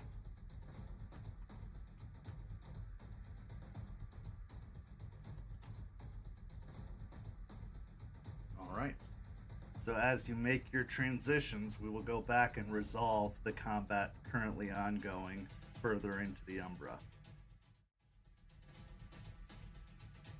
To say this was once a challenge before, and to show the growth that both Aiden and Jester have gone through since their first encounter with such a creature, would be an understatement. As Aiden does, in fact, lift the remnant above his head and tear with the remaining parts of its torso holding it together, just tear it apart, biting down to ensure that the rip further pulls this creature into 2 halves, which as they fall off to either side immediately begin to wilt and wither and fade away. Through a combined effort of Jester and Lucas going low, Jester going high, a similar effect takes place, except the halves go in opposite directions as Lucas brings the clave across and Jester, grabbing on with a bite, tears the head off of the creature, causing it also to decay and wither and fall apart. Now, I need all 3 of you to make me a wits and awareness check.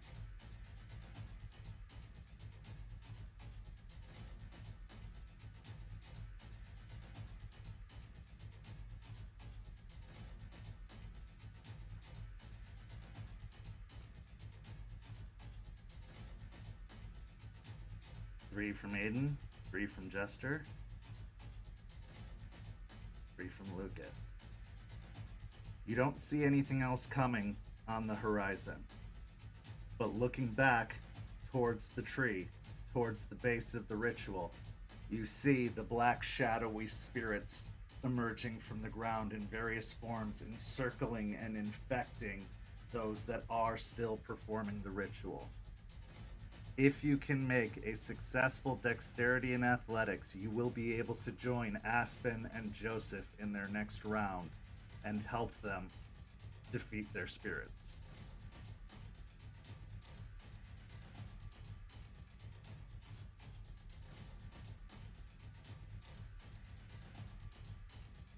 Four. 4 from Aiden, Yeah, 4. 4 from Jester, 3 from Shaw. That's enough. Having completed your transformation, Aspen and Joseph, off in the Umbra, you can see the remains of the starving remnants torn asunder, and you can see your companions turning to face and move towards you, going to assist in the destruction of the spirits that are interfering with the ritual. Aiden, Jester, and Lucas, because of your successful dexterity and athletics, you can also regain a willpower each from hearing the call of your leader, or what potentially might one day be your leader, in the case of Lucas, bolstering your efforts and calling you to assemble to remove this threat. Now, declare your intentions, starting with Aiden, then Aspen, then Jester, then Joseph, then Lucas. Aiden. Aiden's going to immediately see the Bane in front of Aspen and run over to it, try and get behind it. Seeing her, I can see her going into Krynos, right? Oh, yeah. Okay. He's going to try and grab hold of it and try and restrain it so she can have just an opening to attack. Okay. Aspen. I'm going to rend the Bane You're with going my claws. Oh, rend the Bane with your claws. Okay. I thought you said bend, which I was very confused by. Jester. Do any of the spirits have their hooks in anyone? Artie. Okay. So, question. Mm-hmm. I would like to use my intimidation to give a roar to scare it out of Artie. Okay. Does that count as a full action? I would consider that an attack because it could do willpower damage to the Bane, which would lessen its abilities to do things. So yes, I would consider that social combat. Cool. Joseph. Okay, so question on shifting. Is the rage checks from any form or from like Hamid, Lupus? So like if I go from Hispo or from Glabro to Krynos, is that still 2? It's still or is 2. that 1? Yeah, it's okay. 2 regardless of what form you shift into. I mean, Okay. regardless of what form you shift from. Alright, I'm just gonna start pummeling the spirit in front of me. Okay, so that'll be strength and brawls for Aspen and Joseph and Aiden. Jester, you're doing manipulation and intimidation, trying to scare it back. Okay, and then Lucas, declare your intention. With everything that's happening, the cacophony of noise, the movements of large furry creatures, I'm going to try to slip into the background and become not visible to these things. So I'm going to try to stealth Okay. and make my way to the one that's attacking Artie. Okay, dexterity and stealth. So, 6 successes from Aiden, 6 successes from Aspen, 2 successes from Joseph, attempting to pummel, 7 successes from Jester. Okay. So, Let me spend a willpower. oh, you're going to spend a willpower? Alright. I did spend a willpower. I also used the +2 dice bonus. Okay. That was also with a crit. Holy moly. Okay, your 2 successes turned into 7 successes, Joseph. So, let me get this right. 6 from Aiden, 6 from Aspen, 7 on the intimidation from Jester, 7 on the pummeling from Joseph, and Lucas, what was your stealth? 6. The dice are being very kind tonight. Aiden, you are able to successfully tie up the Psychomachia, making its form even more physical, binding up the arms and tying it around and pulling in these motes of light and these little explosions that are happening as Aspen begins rending through the flesh, or well, it's not even flesh, through the spiritual energy, ripping it apart, causing some of the sparks to just immediately die out and disappear, almost like ash dropping to the ground. Jester giving out a defiant roar in the direction of Artie. You do see after a moment it unhooks and pulls back and appears to be another one of these spiritual wraiths that is similar to the one attacking Joseph. As you do so, Artie seems to shake his head and blink a few times and then catch back in with the song that is being sung outward. Joseph, at first it seemed like you were going to do nothing to this wraith as it started to back away. But then, giving yourself a little extra push, you drive both of your fists in a cross pattern into the sides of the wraith, and you can feel physicality, even though it should just be wispy and like you would pass through it. You connect, and if spirits like this could express, there is a sudden alarm and surprise on its face as you drive both of your fists into it, making contact. Lucas, because of everything that's going on, you do successfully seem to drop below the sight of the Banes that are hovering about, moving your way up towards the one near Artie. In the next round, Lucas, when you attack, your difficulty is 1, as you will get a surprise attack. Everyone declare your intentions once again. Going Starting to with Aiden. try and squish this thing smaller. You said it's like a bunch of like little explosions. Trying Yeah. to push it into itself. Trying to almost collapse it. Okay. Yeah. All right. So that would be would a you- strength and brawl. Okay. Aspen. I am going to just continue to try and rip at it. Okay. Give me another strength brawl. Jester. You have spooked the Psychomachia out of Artie, but it is now facing you. Oh yeah, I am leaping into a pounce on it. Okay. So that would be a strength and brawl as well. And Joseph. Hopefully doing the same thing as last time. That would be very lucky. And Lucas, using the clave? Yes, so it looks like there's just about 2 people on every bane, except for Joseph. He's fighting one by himself. Well, it's you and Jester on Artie's bane. He is not fighting it. He is still trying to pursue the ritual. Then I will continue with my attack. I'm just going to come up low and just straight up as fast as I can. Okay. And Aiden. I'm going to use the 2 dice. 9 6. I would like to spend a willpower, please. Okay. I'm good at 2 things. This is one of them. This happens to be one of them.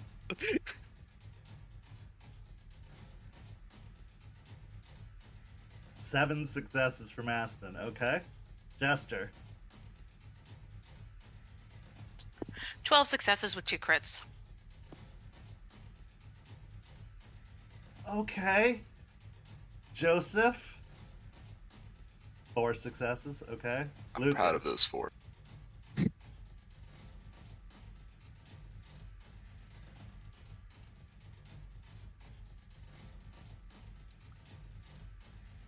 Nine for me. Okay. The dice have been exceptionally kind. So to put it simply, Aiden, with Aspen's help, you are able to squish and put out what remaining sparks of energy are within the bitter rage as you squish it into almost a pulp, causing it to just drop like ash out of your hands to the ground, sprinkling down. Jester, your distraction with the claws, which you do make contact and start to rake through, is enough for Lucas to bring up the clave from behind and just slice up the center, causing the shadows to separate in the middle, one red eye on either side, before they dissipate and just completely vanish. And Joseph, you punch and just throw your fists into this creature, and it just starts to retreat and back up, and after taking another hit, it turns and immediately starts to flee, leaving the area and heading towards the Spirit Wilds. You have successfully defended the cairn. As you shift out of Krynos, for those that are in Krynos, you do drop down to 1 rage. The scene is yours. I'm going to get my clave. Of course. Yeah, I didn't assume you were going to leave that in the Umbra. Lucas is going to go down to 1 knee, reach over and pull the Velcro on the armored vest that he's wearing, which is just absolutely wrecked and ruined, and just toss that on the ground, and then just kind of sit back and lean against one of the standing stones. He doesn't look fantastic, but he's still breathing. Aspen is going to make sure she drops back down into Hamid and stands right on her spot, waiting for Joseph. Joseph will stay in Glabro, pick the drum up, and louder than ever repeat the chorus for everyone to join in. Aiden will make his way over to his spot. Jester will return, clave in hand, hold a hand out for Lucas. You fought well. He'll grab the hand, pull himself up. Shouldn't have dropped the clave, but damn good. They weren't really black spiral dancers. Fair. We should get back. Yep. I'm good. Go to your spot. I'll stay right here. I'll return to my spot. Returning to your positions, taking up the song, you continue the process. The time passes smoothly, uninterrupted. The banes cleansed, the remnants destroyed. And as the song grows and grows, continues. The spirits grow. The various hovels that have been built all around the cairn. Life finds its way in. Whether it's a bird flying to a bird nest, whether it's a squirrel crawling up into a perch in a tree, whether it's a plant growing from the ground like a flower. Life fills the cairn for the first time in a very, very long time. The forces of the worm would not be successful this day, as Joseph, despite 2 brutal outcomes, successfully managed 11 successes in the building of the cairn. And as life fully enters Grandmother Willow once again, the leaves bloom fully. And a sigh emits from the tree. It stretches, and its branches reach out even further to the very borders of the cairn itself. Little lights, spiritual motes emanate in response from the various hovels all around the grounds.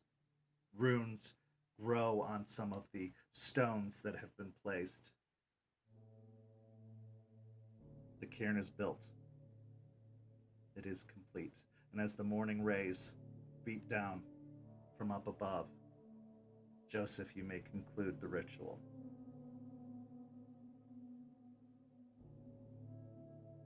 With one last repetition of the chorus, he lets out a howl, looks around at all the new growth, sets down his drum calmly, quietly, drops down to his knees, looks to the others to follow suit.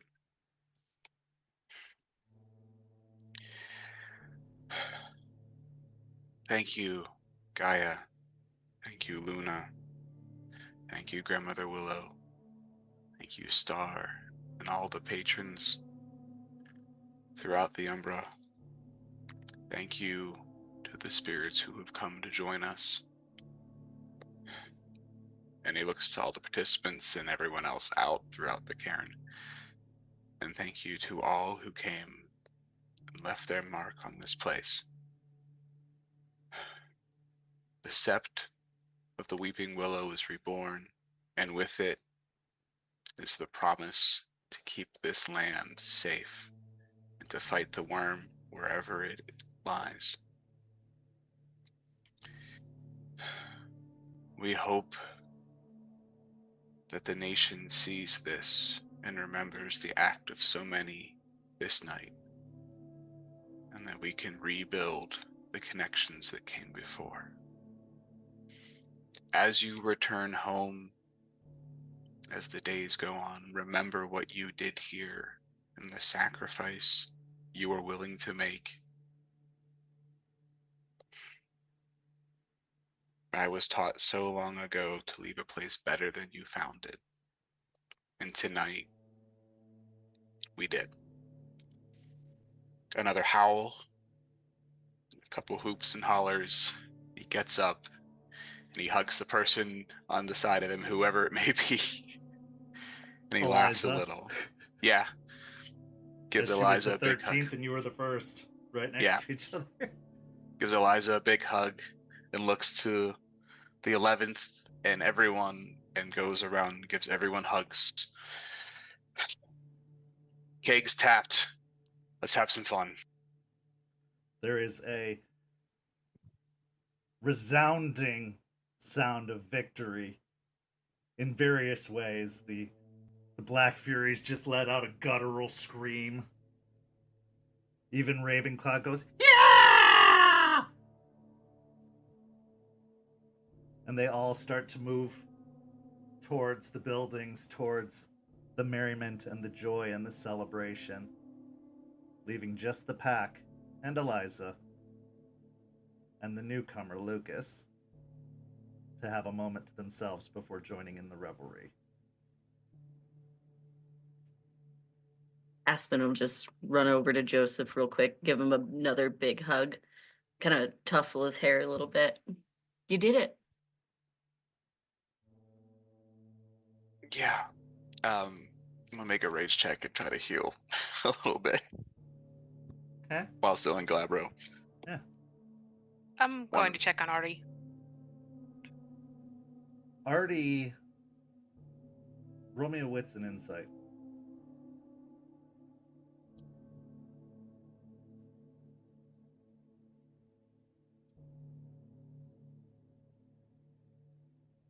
Three successes. As you walk up to check on him, he seems distracted, as if he's looking somewhere else. But as you approach, hey. You okay? I think so. You can say no.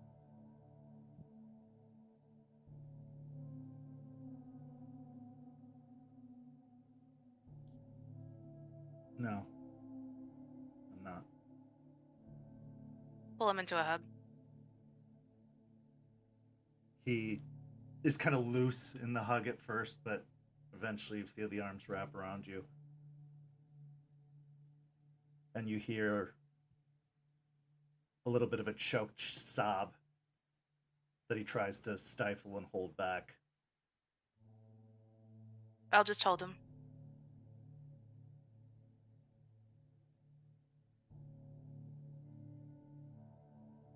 The last time I heard his voice was my first change.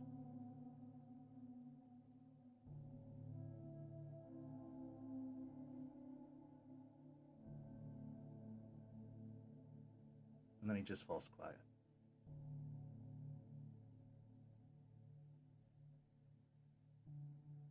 Lucas, what's going through your mind right now? The cairn is complete. You did what at first you were brought here to do. Lucas just kind of, after everything's said and done, sits back down and leans back against the standing stone that he was next to. He's just kind of lolling his head back, holding onto his clave. Doesn't look fantastic, but he's trying to recompose himself. But he's happy, so he's kind of smiling, but he also looks a little concerned. Eliza, the old woman, makes her way over to you and shuffles, and then with a groan, using the gravestone to lower herself down to the ground.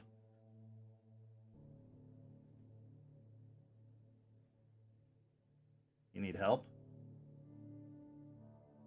No, I'm just trying to. I'm trying to remember the license plate of that truck. It was going very fast, and it hurt a lot. But I'm gonna be good. Yeah, you will be. This lot, they're annoying. They're pushy. They're obnoxiously charming. They're young. They're dumb. But they beat the odds. And for outcasts like us, they can give you a place. They did it for me. Brought me back from the very brink. If you open up your heart to them, it'll be in good keeping. But you're gonna have to tell the truth. Yeah, that's the that's the part I am not looking forward to, especially because it sounds like you just described me, which is both exciting and concerning. But yeah, I should probably do that. I ain't an idiot, Lucas Shaw. Your name isn't unknown to me.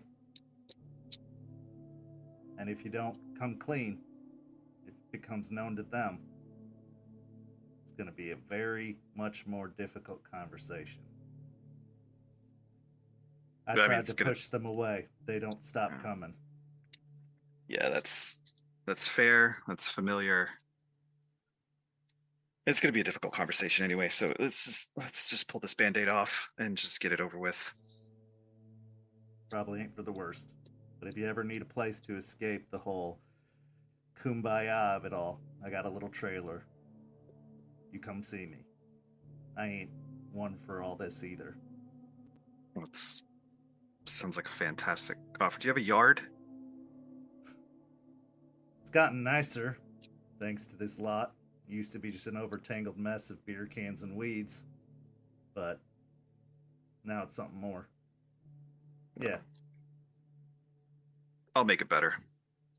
I'm sure you And will. he'll push himself up and slide the clave back into his sheath, and he'll look and find Aspen and just beeline straight towards her.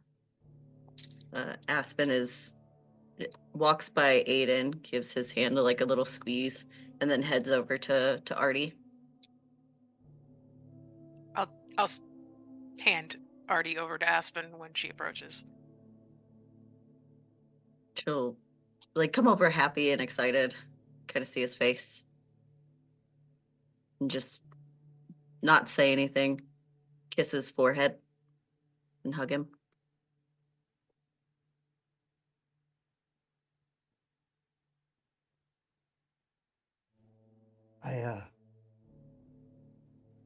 I'm so proud of you, Aspen. You did it. I'm proud of you.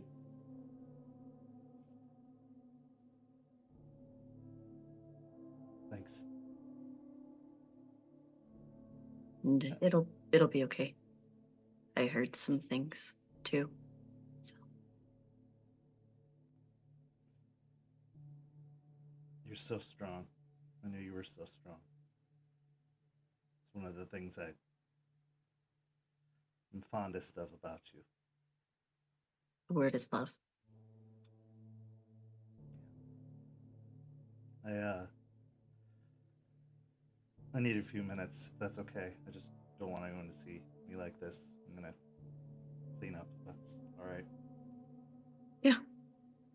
I love you. I love you too. And gives Sure. her hand a squeeze and then turns and starts to move away.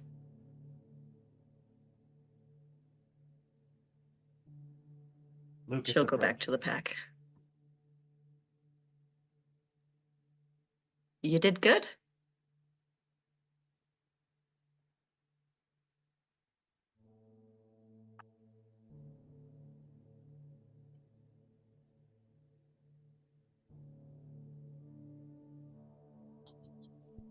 Pretty quiet for somebody who just, rebuilt a cairn.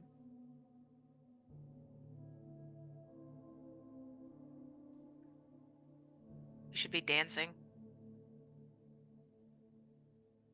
We should go grab a drink. I Absolutely. didn't make any tea. We'll find you some water, Aiden. Good. Don't need nothing against your leaf water. It's just. I Oh don't no, know. this is grass water tonight. He'll go over and grab a red Solo cup of beer. Take a swig. She'll pat Lucas on the back. Come on. Pick up a second and hand it to Lucas. Here. You fought well. He'll take it and then kind of rub his face for a second. All right, let's get some shit straight here. If I'm going to stick around and you guys are going to do the nice thing to me and I'm going to do the nice thing to you, we're going to make some things clear. And I'm not trying to dictate terms. I'm just trying to be transparent. He'll pull the rest of his ruined vest off, and on his chest you'll see a large tattoo of a Kinseeker symbol. Over the Kinseeker symbol, you'll see a strike going from one end to the other, as if it's been no longer validated. That was my first job. Not long after my change and I was trained, I did the kin seeking thing, right? A lot of young people do it. It's a job. Found some cubs, got lucky. But then I kind of saw some stuff, and long story short, I won't drag you through the investigative and following and shadowing and all the other garbage, but I found out the 3 of them were starting to head down the spiral. So I went and told the set. They didn't believe me. Cubs can't find the spiral on their own. That's what they told me. I don't know. But they wouldn't believe me, so I went back to watch them some more. Got a little close. They saw me. So I had to do what I had to do. So when I brought back proof, they weren't so happy with me. And now I don't get to kin seek anymore, and I don't get to be in my sept anymore, and I don't get to live with the family I grew up with. So you can think about me what you want. That's fine. Believe me, don't believe me, doesn't matter to me. I've dealt with it for enough time already. But just know that if I'm going to be here, and I do want to be here, when it comes down to it, I'm going to do it. Sometimes you need somebody to do that. But I'm also never going to lie to you. That's a weird statement coming from a Shadow Lord. Trust me, it really is. But as long as you don't lie to me, and he'll look right at Aspen, and you don't bullshit any of us, and you make good decisions, I'd like to stick around.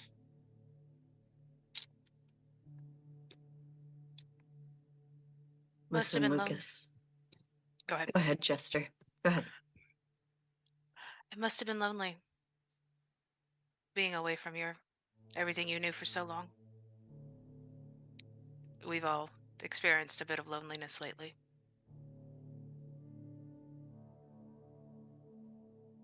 Let's just say that what was there with those cubs that day didn't fully go away. Does it ever? That's not exactly what I mean, but stuff follows me. So it wasn't entirely lonely, but not the kind of company you want to keep.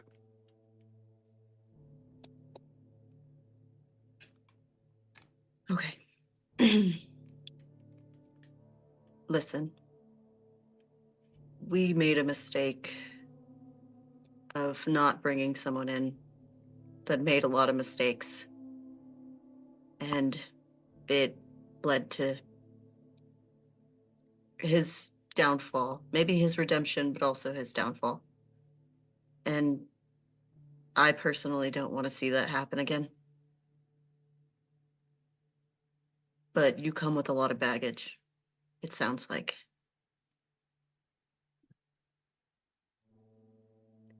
Can I trust you to listen to this pack? Not just me, the pack as a whole.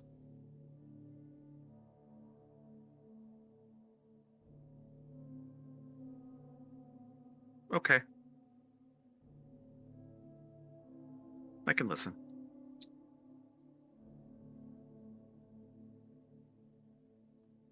Okay. Then I won't deny you. The others may have their opinions. But we've got a long road ahead of us. And there's a lot you need to learn really quickly. And there's a lot we need to learn more about you really quickly. So as long as you're open to it, I'm open to it. Sounds like a good conversation over a beer. How are you in thunder?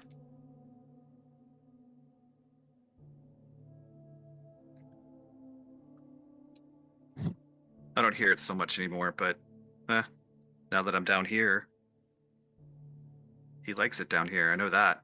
So we'll see. Well, one of the previous sub leaders was a Shadow Lord, so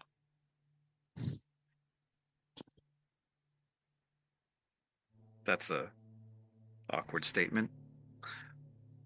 We'll cross that bridge at some other point. It's just that's not a topic for right now. But I would like to make an offer on one thing involving the Sept, though. Seems you've got a couple of clave wielders here, Sept leader. You're going to need a master of challenges. I offer my services. We'll see. Let's start with that beer. As the pack goes off to celebrate their revelry. I do have something. Yeah. I'm gonna hold back and go to Ryder's grave and kneel Okay. down, put a hand on it. We have the Sept again. So that legacy continues. We'll figure out a way to kill her.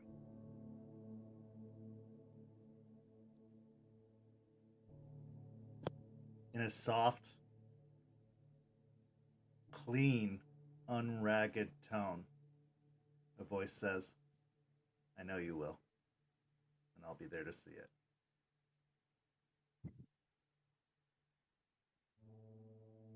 You go off to celebrate your revelry.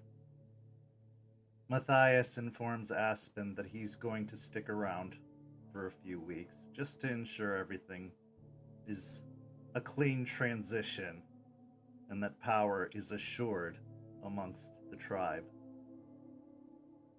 He'll keep some of his men behind, but send the others back to make sure that everything is well out west. Gibbous and Raven say they are going to stick around as well, if nothing else, to have a few ragers with Jester, like the old days, and to catch up on stories long gone. Duncan also offers to remain behind, but sends the rest of his companions back, just to be here for Aiden, to teach him a little bit more about kinseeking.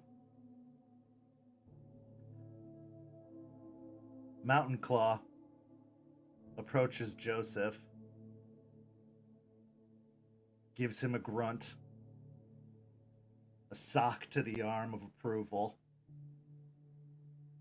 but leaves.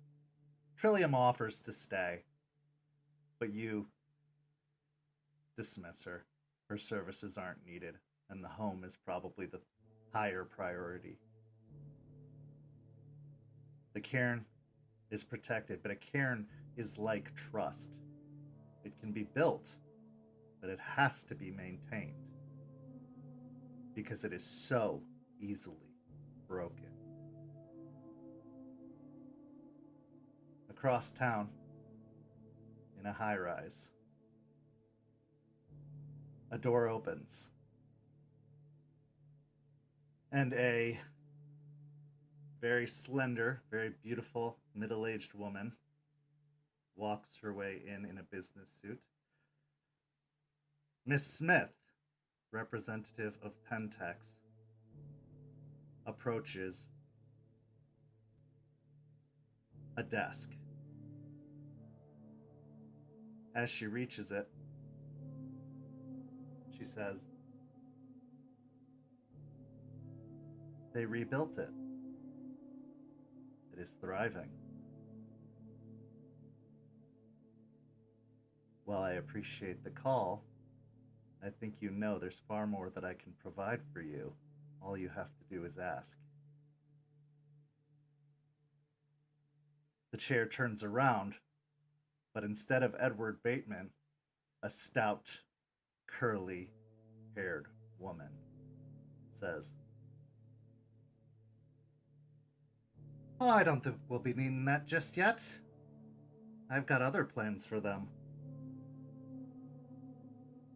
They may think they're strong, but I've broken stronger before.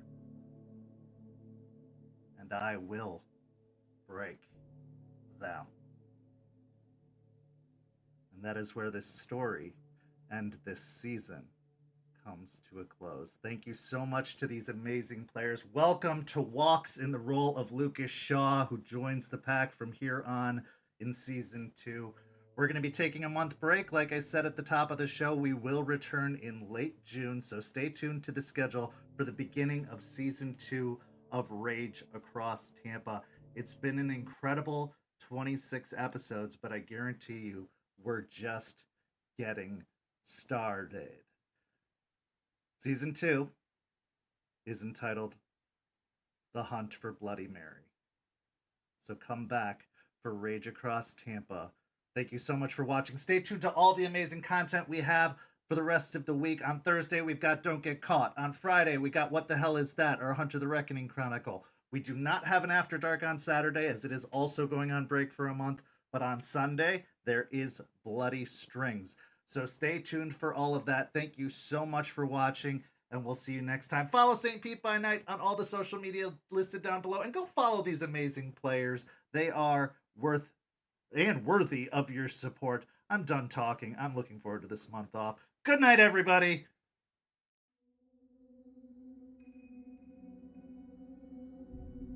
This has been a St. Petersburg by Night production. Rage Across Tampa is produced in agreement with the World of Darkness and Dark Pack. The storyteller for Rage Across Tampa is Kent. Tonight's characters were voiced by Preston, Champ, Noree, Simon, and Walks the Web. Visit our website at stpetbynight.com for more information about all of our productions and how you can become part of our community. Thank you for listening. Until next time, fangs, stakes, and claws out.